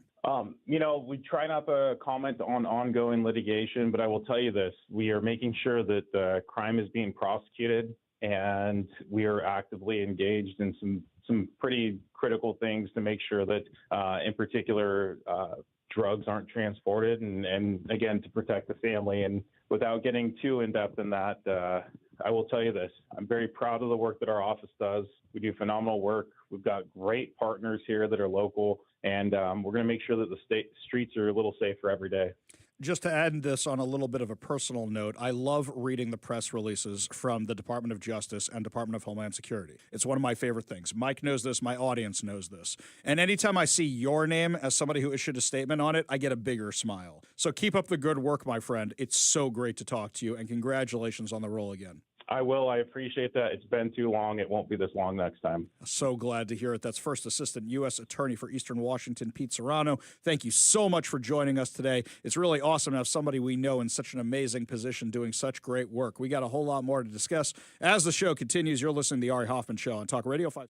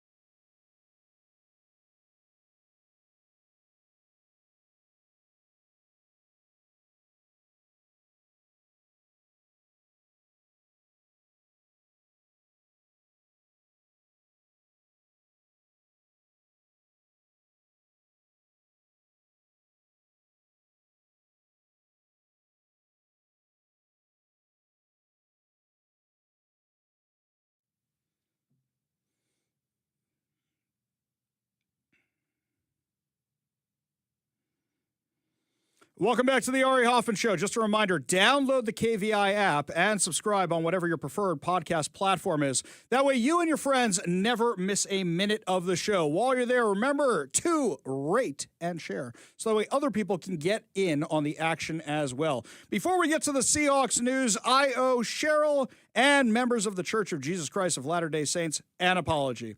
I made a flippant comment about polygamy based on TV shows that are on TV, and I know that I hate when TV shows get it wrong about Judaism and everything else. So, Cheryl, I 100% apologize. You were 100% right for calling me out on it.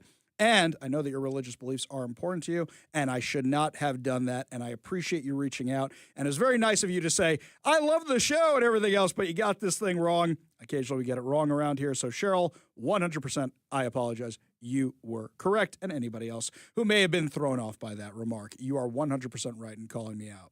Now, here's who I'm going to call out, Bob Ferguson. Okay, Bob Ferguson today participated in a flag raising of the 12th man flag at the Capitol campus in Olympia for the Washington State Legislature. Now, for me, this immediately gets my hackles up. Why? I like when politicians are actual fans, not when they do it for the PR. Now, I don't know if Bob Ferguson is a Seahawks fan or not, but I know that Bruce Harrell, who was desperately trying to save his failing campaign by hopping on the Mariners bandwagon and by Mariners this and Mariners that and having parades through downtown, he jinxed it. He jinxed it, and that was that. And the thing was over. Now, our friend Matt Gilbert messaged me. He goes, you had to call out Bob Ferguson for raising the flag for being a jinx, didn't you? Because right after that happened, right after I posted about it, what happened? We get the report that Sam Darnold might be injured, the quarterback for the Seahawks. Now, he felt something in his oblique. Those are the muscles under your rib cage on the sides. Yes, I had to look all this up today so I would know what I was talking about. Yeah, today is the day we all learned what an oblique was and where it is. Exactly. So I can understand for a quarterback, if you're throwing a ball and it hurts in the side, that could be a problem. They say he's day-to-day right now. He said he expects to play on Saturday. So I know everybody's freaking out about this, but for right now, maybe it was a warning. Hey, Bob Ferguson, stay away from this stuff, maybe. I'm very superstitious when it comes to this. I really, really am. My guess is that Sam Darnold is going to come out on Saturday looking like Matt Hasselbeck with all like those marshmallow pads around his. It's like, no, it's a throwback. It's an homage. I'm cosplaying Matt Hasselbeck. No, it's fine. It's fine. You really have to remember that whole thing. But then there's something else here. Is it something to throw off the other team? Is it a he may be, he won't be? Is it something? Because then I saw this article and I go, all right, guys, what's going on here? Seahawks fans will be measured for seismic activity during the playoff game. They've done this before. We know the 12s are allowed. They cause turnovers for the other teams all the time. And we know they've actually registered seismically. Now, Taylor Swift beat them with her concert, which is depressing for everybody. Guys, you have a chance to regain your glory. Is it they're trying to get it when he comes out of the tunnel? When they say his name? Is it something like where they want everybody to go bonkers crazy? For touchdowns, for field goals, for when they, please God, we don't know what we want to happen, okay? Is that what we're going for here today? Now, I got a real problem with Bob Ferguson raising the flag. I really hope they don't do something like that at the game itself. So Mike had a good question to give to all of you. Who do you want to see raise the 12 flag at the game on Saturday? It's been celebrities. It's been past football players. I was there when Chris Pratt, Star-Lord himself, did it one time. Is there somebody in particular you want to see do it? Give us a call or a text at 206-421-5757. That's 206-421-5757. Mike, if you had your choice, who would you want to see? Well, I've already posted about this, and you could follow me on X at Mike on KVI. But my pick would be, we talked about this yesterday, ironically enough, I would pick Richard Sherman and Malcolm Smith together because we talked about the tip against the sorry receiver Crabtree. But if Malcolm Smith isn't there to pull in the interception, then it's just an incomplete pass. That tip and interception changed the entire trajectory of that game. If it's just Richard Sherman deflecting it, Yeah, it's cool, but it's you don't get him screaming at Aaron Andrews at the end of the game. So I think the two of them as a duo together would be pretty cool. Richard Sherman is long retired. I'm pretty sure Malcolm Smith is long retired as well.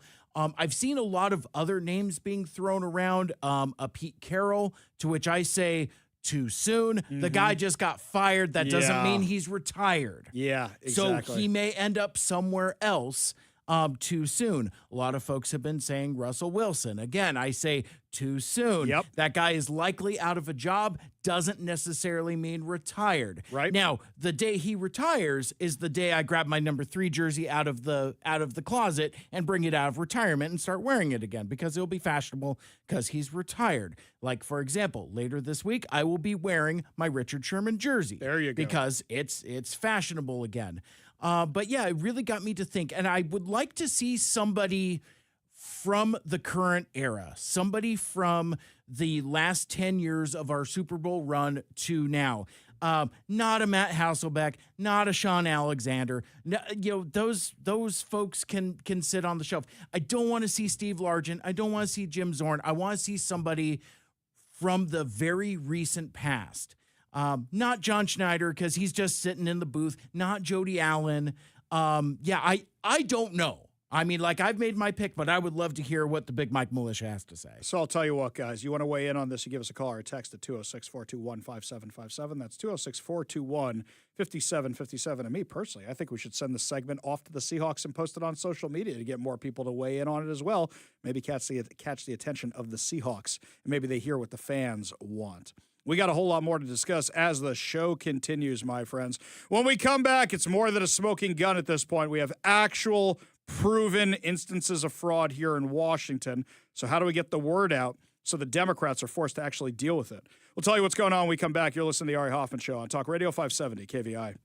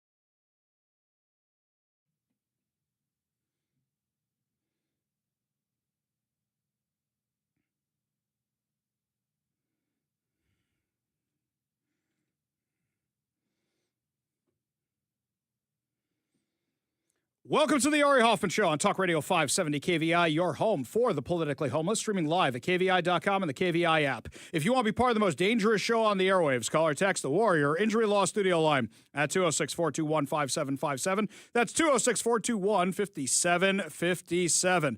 Coming up this hour, the fraud in Washington is real. It's not just me saying it. It's the mainstream media. But before we get to any of that, Mike's question got a lot of reaction on the text line about who should be who should be raising the 12th man flag at Saturday's game. Guys, I don't think Donald Trump or Pete Hegseth are options. Also, what's their connection to that? We're big fans of both here on the show, but guys, really with those? Hey, man, Pete Hegseth likes to party just like the 12s. He's just going to be sitting there just soaked in booze like, let's go! Let's go! Yeah, all right, just so throwing empty beer cans all over the place. We will make great. an exception for Pete Hegseth then, I think. But anyway, some of the other ones here, a lot of people agree with Richard Sherman. A lot of people like that one. Here's a good one for you, Mike. What would you think if Marshawn Lynch came out for that? Yeah, I'd be fine with that. Okay, that was one that was thrown out. Yeah, that's also representative of that era. There was I saw one post that really cracked me up. Somebody throw out Jerry Rice. Yes. Which I think would be hilarious because lest we forget, Jerry Rice retired as a Seahawk wearing Steve Largent's number 80. There you go. Because Steve Largent is a good dude and said, yeah, you can wear it for the 1 year you're in Seattle. Okay, so I'll do that one. I think that would be fun. Okay, the other one, which I saw, was Cal Raleigh. All right, guys, football, not the Mariners, okay? Now, maybe you feel that way about it. I don't know. For me, I wouldn't want to see somebody from the Knicks doing anything at the Mets game necessarily. That's a me thing. That's just me. Mike, what do you think about that one? I'd kind of be fine with that because, I mean, again, we talked about this last week, I think it is, that this is the first time in history where both teams are top of their division at the same time. Yeah. So with the heat coming off of the big dumper, I could see that too, and I think the fan response would be pretty cool. I wouldn't be specifically opposed to that. You're going to be my barometer for all of this because as the true fan over here watching you get to weigh in on all this. Mike is the ultimate judge when it comes to this kind of stuff. All right, this was the craziest one we got. All right, I'm not going to call you out by name, but who recommended Pramila Jayapal? That's a big hell no, okay? Absolutely not. We go to the Warrior Injury Law Studio line, take a call from Corey in Bellevue. Corey, what's going on? Hey, Ari. Have you heard of a game called Pathways? It's a video game produced by the British government. It's produced by the British government? What's it about, like promoting jihadism or something? Close. It's designed to demonize the alt-right. And the main character they made it, the villain, is a young British woman wearing a pink dress and wearing a cross around her neck. That's the villain. That's the villain. The villain is Church Lady from Saturday Night Live. Except that she's a young, pretty church lady. And that's the bad guy in this game? Supposed to be. All right, Corey, do me a favor. Corey, I want you to email me a link or something to this so I can see what you're talking about. ARI@KVI.com, okay? Will do. All right, I want to check this out and see for myself what's going on. Send that on over to me, ARI@KVI.com. Corey, appreciate the call. Appreciate you being part of the show. You want to be part of the show, give us a call or text at 206-421-5757. That's 206-421-5757. Too many people in Seattle area news have said we're not touching the fraud. We're not touching the fraud allegations. We don't want to look into these daycares. The one exception, aside from us, the Center Square, Jonathan Cho, Cam Higbee, Brandy, people like that, has been Como News. Como News, really impressed with your coverage on this, guys. Latest report, Como News has learned of alleged serious oversight and accountability gaps at the Washington Department of Children, Youth, and Families over the last 4 years when it comes to payments to child care providers. Washington State Auditor Pat McCarthy told Como News the agency lacked access to provider-level data in the last 4 statewide audits. She said the data is needed to fully track where the money is going. Stop. Full stop right here.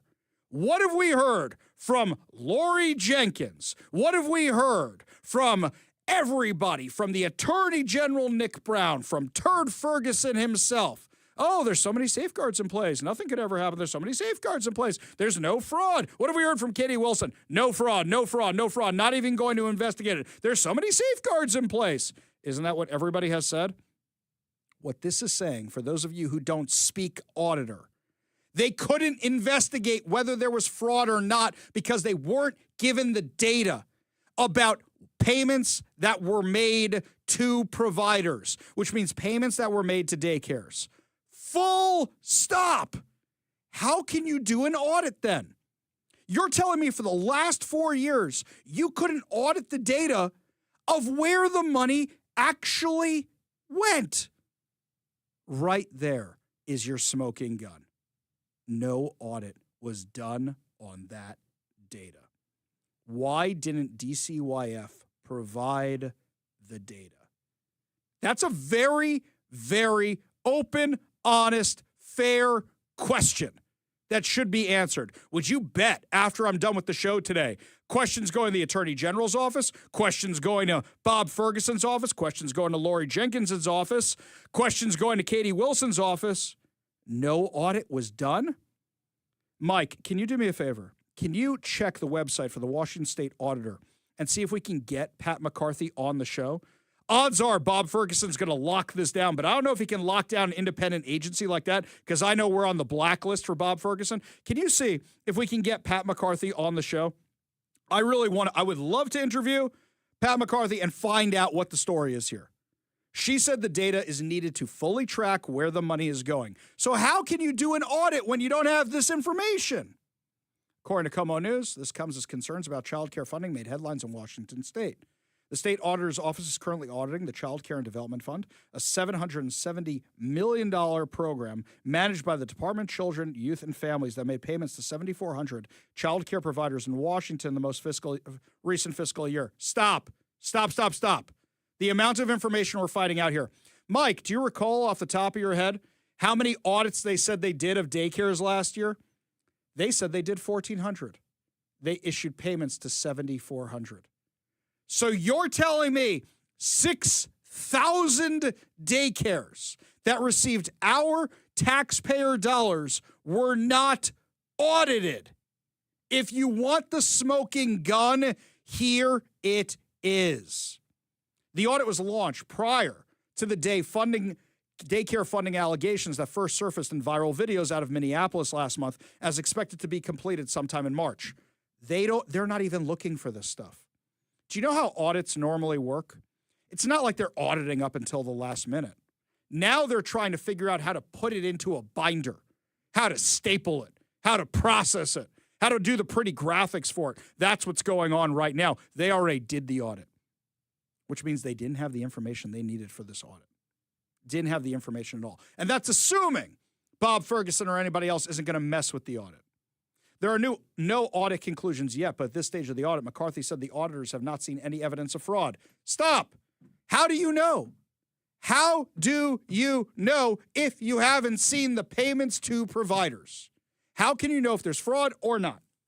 In just the past 2 weeks, I have posted multiple facilities found by you guys, the best audience in the world.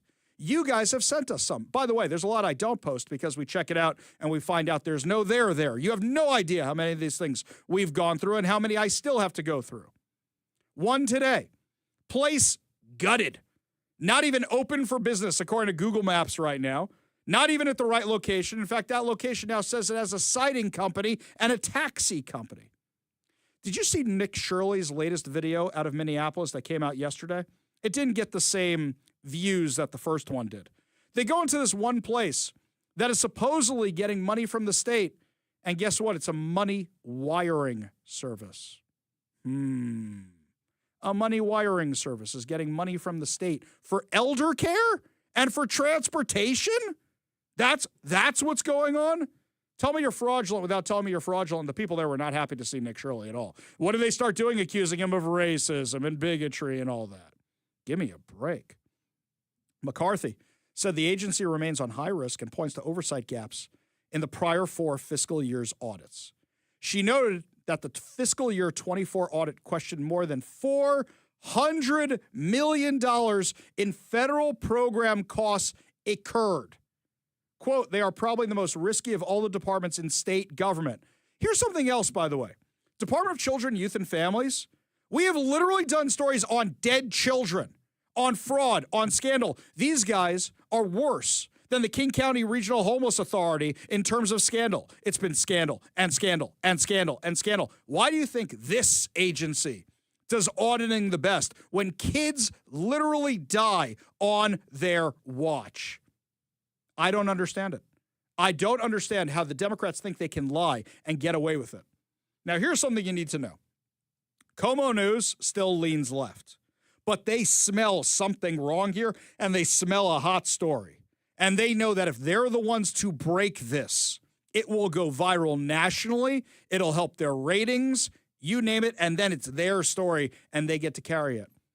Where's Cairo 7? Where's King 5? Where's Fox 13? The only ones covering this in the TV world is Como. And they're not exactly in my little black book of the right-wing media conspiracy. But they also assigned a second reporter to it. Mike, this is how you know they're taking it seriously. It started off with Chris Daniels, right? I saw Michelle Esteban on the story now, too. Both of them are now on this story. How many more are going to be on the story? Put Jeremy Harris on it. We'll get the answers right away. I want Jeremy Harris right in the thick of it. He'll get to the bottom of what's going on. She added, it's one of the highest risk agencies in state government due to size, scope, and vulnerable population it serves. Part of the audit's schedule of federal award findings and question costs reads, by not complying with federal law requirements to maintain adequate supporting documentation for expenditures, the department made it impossible for our office to audit the federal dollars it used for payments to child care providers. Mike, we got to call in the feds. I got to email the White House as soon as the show is over today with that line alone. By not complying with federal law requirements to maintain it? Guys, this is it. This is the smoking gun right here. And kudos to Como News for finding it. Because we cannot test transactional level detail, we also cannot determine whether the issues we identified in prior audits had improved or worsened, including the department's lack of adequate internal controls and significant rate of non-compliance for payments to child care providers. Because the department did not comply with HHS requirements to allow for the tracing of grant expenditures to a payment level, we are requesting all $415,579,473 in federal program costs incurred during the audit period. We will look at individual providers when we do those audits, but we will have to get that information from the agency to be able to do that body of work.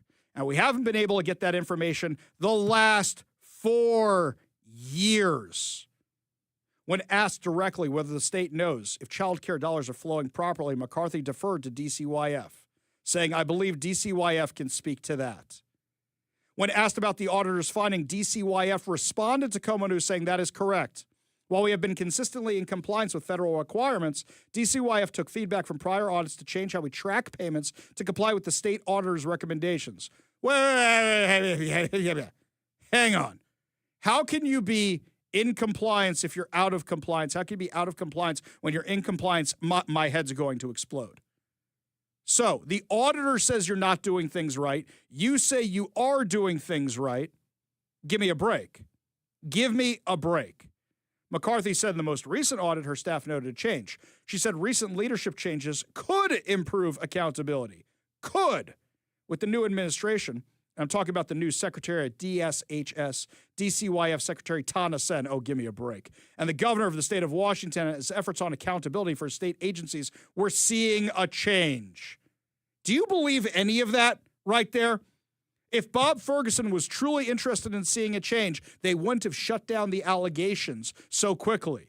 They would have said, yeah, let's do an investigation. I want to be the most open and transparent government we possibly can be. You think Bob Ferguson, the guy who hid the information on the Climate Commitment Act and what it was going to do to your gas prices and your utility prices, you think that guy is open to transparency? Nah. No, no, no, no, no, no, no, no, no, no, no, no, no. Then McCarthy says this, I want to calm the public down. I want to calm Washingtonians down. What happened in Minnesota happened in Minnesota. So don't conflate what happened there with what's happening in Washington State. You literally just said it might be happening in Washington State, and you don't know because you don't have the numbers. Because you don't have the numbers. So how can you say it's not happening here? By the way, $400 million, that's a drop in the bucket. That's just something we know about. Let's assume for sake of argument that some of that money's fraudulent. And you're going to go, Ari, that's nothing compared to what's going on in Minnesota. Guys, the Minnesota fraud they're finding is not all in the daycares. It's in meals that supposedly went to kids. It's in elderly care. It's now in transportation. It's in so many different sectors. The fraud is rampant. Oh, and here's something else for the people who say we're attacking the Somali community. I was saving this for the show today. If you saw the post I put up on social media, and you can follow me, Ari Hoffman Official, on Facebook and Twitter, and on Facebook and Instagram, and the Hofffather over on X. The place I put up today, not in the Somalian community. It's Hispanic operated. It's not a Somali daycare. And remember, I've said time and time again, this is not something that's going to be restricted to the Somali community. If the holes are big enough to drive a truck through, any fraudster is going to take advantage of the situation. How many people are taking advantage of this situation? Because I don't think it's just the Somali community. We go to the Warrior Injury Law Studio line, take a call from Ray B. in Federal Way. Ray, what's going on? Hello, Ray. Going once, going twice, and bye, Ray. Appreciate it. You can try calling back. This one here from John in Auburn on the Warrior Injury Law text line. Ari, if there's child care fraud, there has to be elderly care fraud as well. I agree. I completely agree. Here's something else. This one here from the 253. Don't you think Turd Ferguson would want to do the right thing, being that he was the previous attorney general? Where's his sense of justice and making sure people are doing things lawfully in the state? Yeah, 253, I've got something to respond to that with. He was the previous attorney general. Do you think they were getting reports about this? Do you think a whistleblower is going to come forward and tell us they informed Bob Ferguson's office about all this? In fact, let me put the call out here right now. If there was a whistleblower, somebody who told the attorney general's office when Bob Ferguson was in charge, or Nick Brown, about what was going on and that you found allegations of fraud and that they didn't investigate them, I want you to be in touch with me. ARI@KVI.com. That's ARI@KVI.com. I think Dan Smith sums up how we all feel about this on the Warrior Injury Law text line. Survey says they are completely and utterly full of a poop emoji. Data not provided because of oopsie? Give me a break. Exactly right. This is the smoking gun. It's time to investigate DCYF. It's time to bring in the feds. It's no longer just, here's what Ari Hoffman, Jonathan Cho are posting on social media. This is huge because the auditor is admitting that it is ripe for fraud. They weren't even able to audit the numbers the last 4 years. Does that mean Jay Inslee was complicit in this as well? Lots more to discuss as the show continues, my friend. The fraud isn't restricted to people in daycares. In fact, we found out that Katie Wilson just got fined for some election violations. We'll tell you what it was when we come back. But first, Todd Herman's Daily Thoughtcast right now on the Ari Hoffman Show.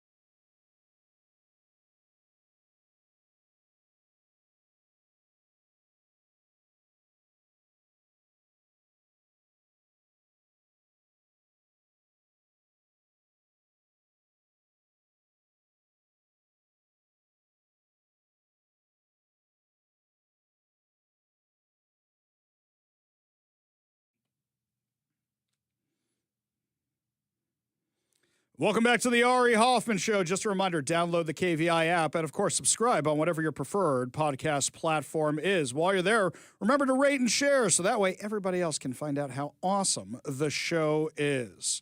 Well, I saw this from Katie Wilson. She put up this post yesterday. She shared an article from the South Seattle Emerald. The South Seattle Emerald makes the Stranger look conservative, if you want to know anything about these outlets. So she said, I really appreciate this article in the South Seattle Emerald and what people want to see from my administration. I'd love to hear from you too. Reply or send a DM letting me know your own hopes and expectations for what our city can accomplish together. Hashtag, this is your city. Here we go with the hashtags. Number 1, hashtags don't work on X. Number 2, how can we message you if your DMs aren't open? That's right.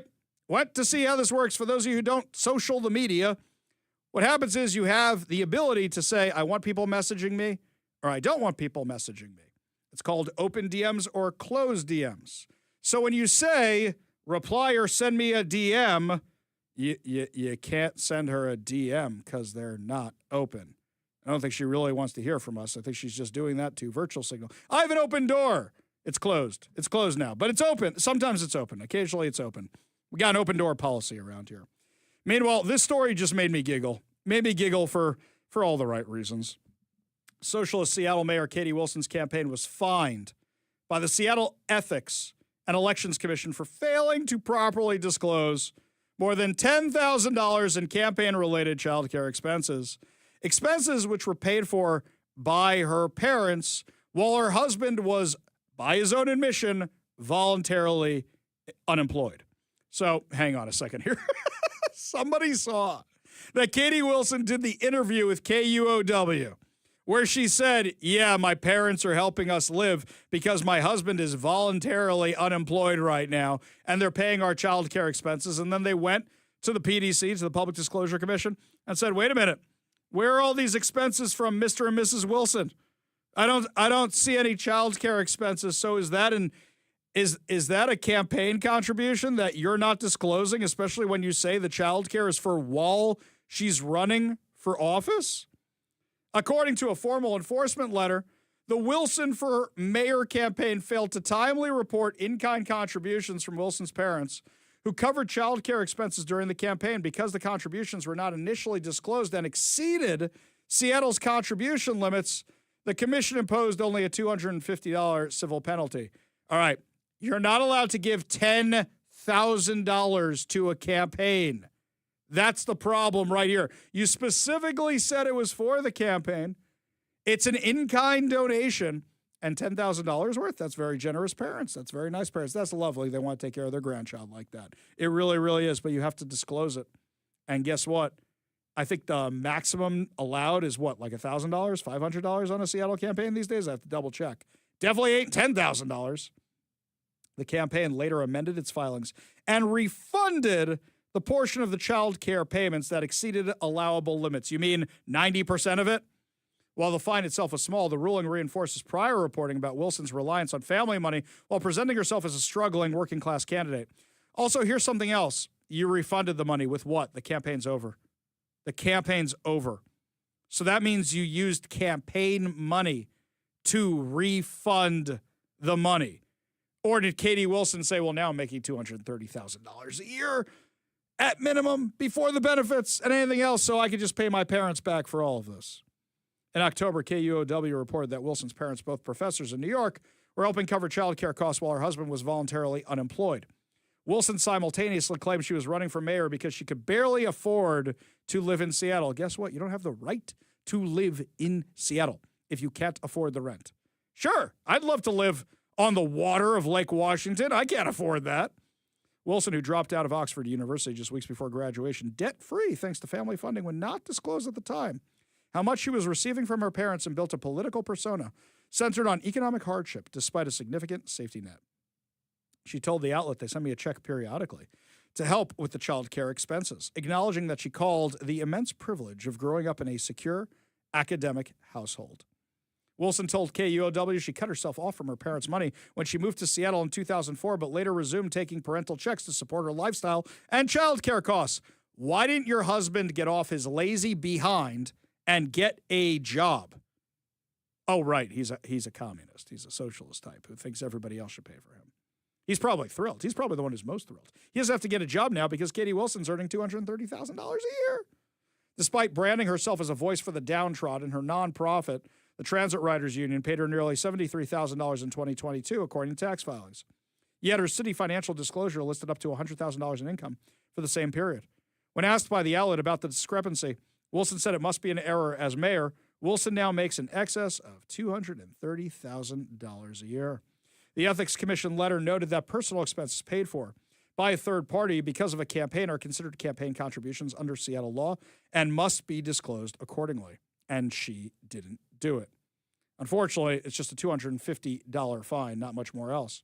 She's not the only one in trouble, by the way. Governor Bob Ferguson likely violated state laws by allowing his former top advisor, Mike Webb, to travel with him on a state plane to the Tri-Cities last summer, the state executive ethics board ruled on Friday. In a unanimous vote, the board concluded there was reasonable cause to believe Ferguson ran afoul of Washington's ethics laws by using state resources for the private benefit of a non-state employee. Ferguson provided a special privilege to Webb by allowing him to travel on the Washington State Patrol aircraft, wrote Agency Executive Director Kate Reynolds in her recommendation to the board. Under the statute, the board will hold a hearing in which the governor can contest the charges either in person or through written testimony. The board will then decide whether the violation occurred and a penalty and other enforcement action is required. Remember, this was a guy who was ousted. This guy was ousted from the governor's office because of some scandals. This is according to the Washington State Standard that the ethics board received a complaint July 30th alleging that the governor violated provisions by letting Webb travel with him to the Tri-Cities. The June 26 trip, which included official business and a political fundraiser, was first reported by Axios. Webb, Ferguson's longtime friend and closest political confidant, served as the governor's chief strategy officer until resigning in March amid complaints that he fomented a hostile workplace. Yeah, that sounds about right. That's the guy who they got rid of right at the beginning because the Democrats want to say, we're in charge, not you. We're the captains now. That's what the Democrats were saying to Bob Ferguson. We're the captains now, not you. That's what they were pushing. Lots more to discuss as the show continues, my friends, when we come back. Katie Wilson's talking about transportation for the World Cup. Well, is the light rail actually up to it? I hear they got new seat cushions. Tell you all about it when we come back. You're listening to the Ari Hoffman Show on Talk Radio 570 KVI.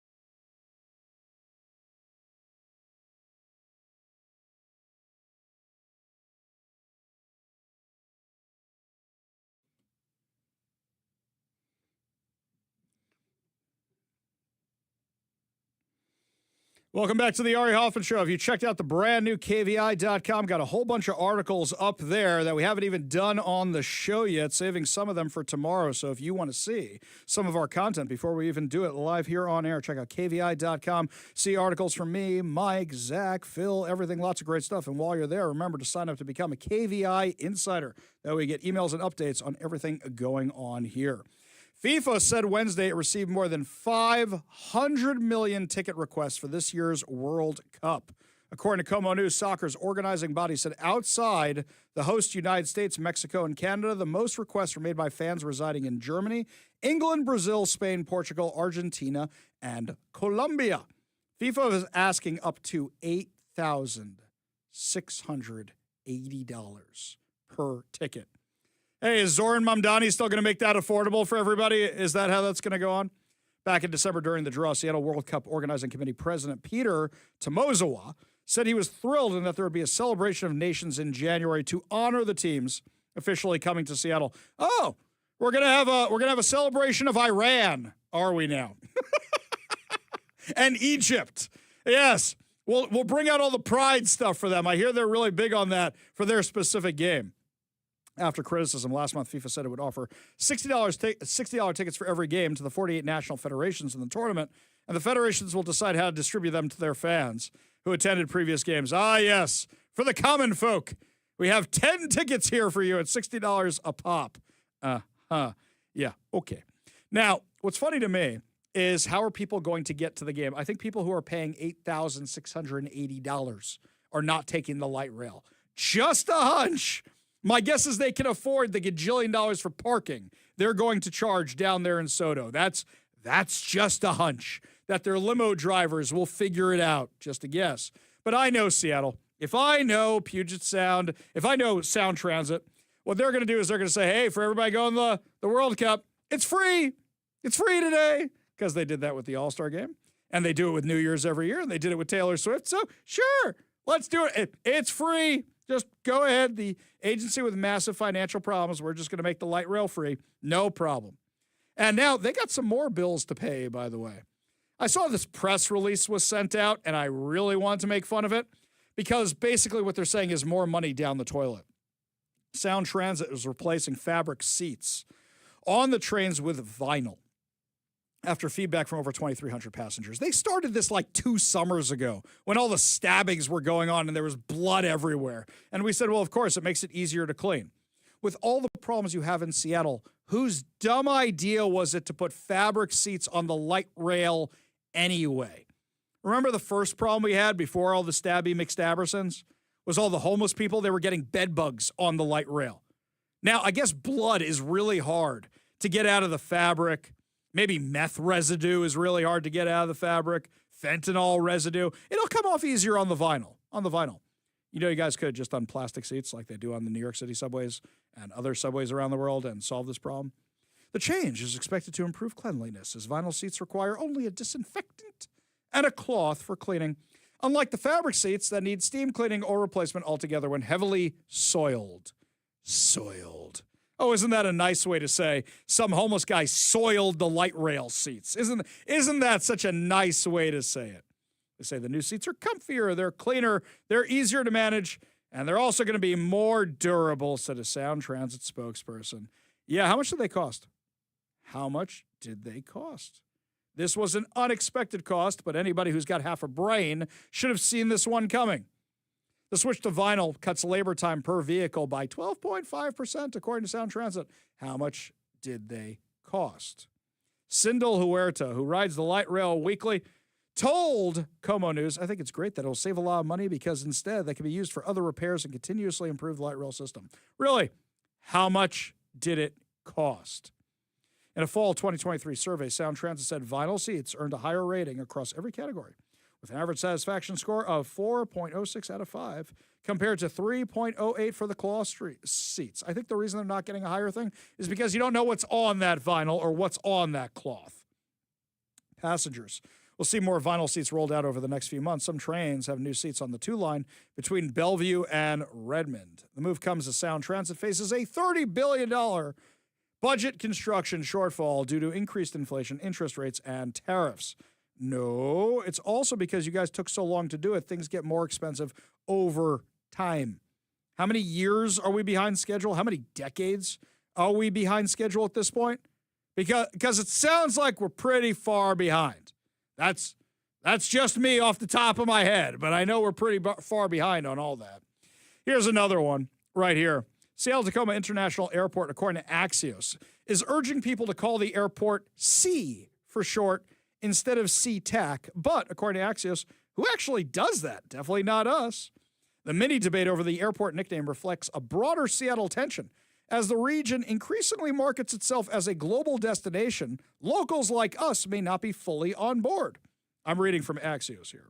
The airport reignited the debate on social media this week, posting on X, still calling us SeaTac? Whoops, it's C. An accompanying video shows C labels around the airport while playing Meghan Trainor's Whoops in the background. Okay, I know Mike wants to weigh in on this for sure, but first I have a question. If you just say, I'm going to see, I'm going to see what? I'm going to the sea? I'm going where? But also, here's the other thing. It's in between Seattle and Tacoma. I understand that. I get that. Maybe the Tacoma part is throwing people off. Maybe it's the fact that there's a city named SeaTac, and that confuses people as well. Mike's got the headphones on. Something to add, my friend? No. Okay. No, I mean, I've well litigated this on twitter.com along with not friend of the show, Chris Daniels. Apparently, like, we are like lockstep in like roasting the poor intern that keeps tweeting from the Fly SEA verified Twitter account. Because like to me, it's like, quit trying to make fetch happen. Yes. It's not going to happen. Also, I live in the city of SeaTac, and I'm not embarrassed about it, unlike the airport that it's named after. Exactly. Who is confused by what SeaTac is? You say, you're going to the airport, or I'm going to SeaTac. Oh, you mean this? People don't go to the city of SeaTac unless they live there or they're going to the airport because there's nothing there. Exactly. But once again, I just say, like I said before, I'm going to see. I'm going to see what? I'm going to see who? I'm going to see whatever. That's dumb. Here's the other thing, and here's the other arm of legislation about this. You're saying it wrong. You're still saying it wrong. SEA? It's SEA, like LAX or what's the Portland one, like PDX or something like that? Yeah, okay. PDX. Yeah. So they're trying to do the same thing with that, and I don't add more syllables. It's more to say. It's a bigger mouthful. There you go. SeaTac, or SEA. Don't give me a third syllable that I don't want. Very stupid. Very, very dumb. Like the Sound Transit seats. We go to the Warrior Injury Law Studio line, take a quick call from Frank in Seattle. Frank, what's up, man? All right, how you doing? Hey, I just heard you talking about the Sound Transit replacing the cloth seat with vinyl. Yeah. One thing, vinyl gets brittle after time and breaks. They're going to have to replace that. Why don't they just go right to plastic? I got a better question for you. Let's not do seats at all. Just make everybody stand. But you're right. Yeah, I agree with that. You're right. Those things in New York, you can do anything to them and they hold up okay. But yeah, the next thing you're going to see is, well, the next trains, we're going to have plastic seats. You're 100% right, Frank. And we actually had somebody, we asked somebody from Sound Transit this question when they first announced this stupidity. Appreciate the call. Appreciate you being part of the show. Only good news to wrap up the show. Your good news headlines put a smile on your face heading into your evening commute. You're listening to the Ari Hoffman Show on Talk Radio 570 KVI.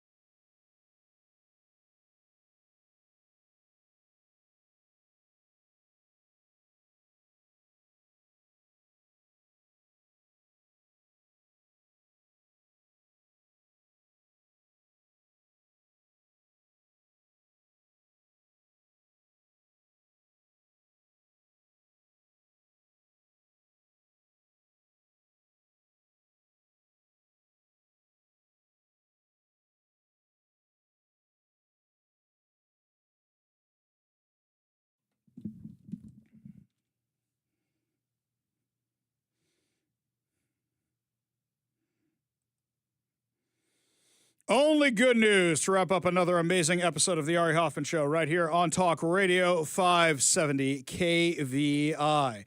And I got this story here, which is local out of Kirkland, Washington, from our friends over at Como News. David Oakenfold thought he would spend just a year in the United States. Nearly 3 decades later, the Kirkland resident has built a life in Washington. He recently made a decision he calls life-changing by walking away from a corporate career to focus on family and community. He says, I grew up in a small town in northern England. It's 18 miles west of the city of Newcastle. Wait a second. Oh, that Newcastle. The real Newcastle, not the golf course. Okay. Did you think they built a new castle? I'm completely thrown off by that. Man, that was my New York mentality kicking in right there. In New York, it's Seattle. That's in Washington D.C., right? Right? That's how it goes. That was just kicking in. Sorry. Old habits die hard. Good God, transplants got to go. I know. We think the sun rises on the east side of Manhattan, sets on the west side of Manhattan. That's us. Sorry. He moved to the United States at about the age of 25 with the intention of visiting for 1 year. Instead, he stayed, became an American citizen, and made the Pacific Northwest his home. He said, I enjoyed the area and the geography. The more I stayed, I got to know people and make friends. I became really settled. He said he also likes Washington's climate. Well, yes, it is a little similar to that UK business. Oakenfold joked that he's on his 3rd United States passport. He said, I've been an American citizen now for so long, but I think all those around me consider me English because I still talk funny. Once he knew he was staying, he said it was time to search for a career path. He said his first job was a Christmas tree salesman. From there, he built a long career in sales, spanning years in corporate America. That path began to shift, watching his wife leave her own corporate job 3 years ago to work for the City of Kirkland Parks Department. He said she loved it. Get outside, getting your hands dirty. It's pretty good. So, inspired by his wife's experience, he made his own leap last year. As of April of last year, I made the jump. He said, I want to leave this corporate game. I want to look for others, and I've been able to. He responded to a recruitment flyer and now works as a school bus driver for the Lake Washington School District. He said he spoke to a couple people who knew someone that had done it and enjoyed it, and I thought, well, let's give it a whirl. He said he has no regrets doing his career change. He said, I enjoyed it. It's more rewarding, and now people say thank you to me daily, more than they did in my last job. Yes, in the corporate world, you don't get thanked a lot. Just saying, He said it also gave him more time to invest in his neighborhood. He said, I always been very community-oriented. I enjoy having neighbors around. I think get to know the neighbors is great for so many reasons. I think socializing with people is very healthy, and we can come out and speak to each other. He and his wife host a 4th of July block party each year, providing burgers and hot dogs, while neighbors bring side dishes, giving them a chance to hang out together and have a good time. Looking back at this, Oakenfold said his decision to leave his now former corporate job was ultimately about improving his quality of life. When I did see my previous role, I was doing it, I believed, for myself and my family, and I came home grumpy daily. Think about yourself, think about your family. That's what's best for everyone. Not necessarily financial reasons, but yourself, your family, your neighbors, and what's good for you and others, and what would make you happy. My wife, she jokes that I'm so much happier ever since I took this job 5 years ago, because now I yell and scream on the radio and don't come home and get all mad about whatever I'm seeing in politics. Now I can actually do something about it. So, yes, I truly agree with that statement. Could have said it more. What's the saying? If you love your job, you'll never work a day in your life. That's kind of how I feel. Here's another story here right now. Coast Guard rescued a 68-year-old surfer who had been stranded for more than 24 hours. Coast Guard helicopter, according to the Coast Guard official press release, successfully carried out a nighttime rescue mission of a 68-year-old father who had been stranded off the coast of Puerto Rico for more than 24 hours. Christy Noam said the men and women of the U.S. Coast Guard are the best in the world at what they do. Despite rough seas, rocky surroundings, and low visibility in the dead of night, they were able to find the man, and America is blessed to have them keeping watch.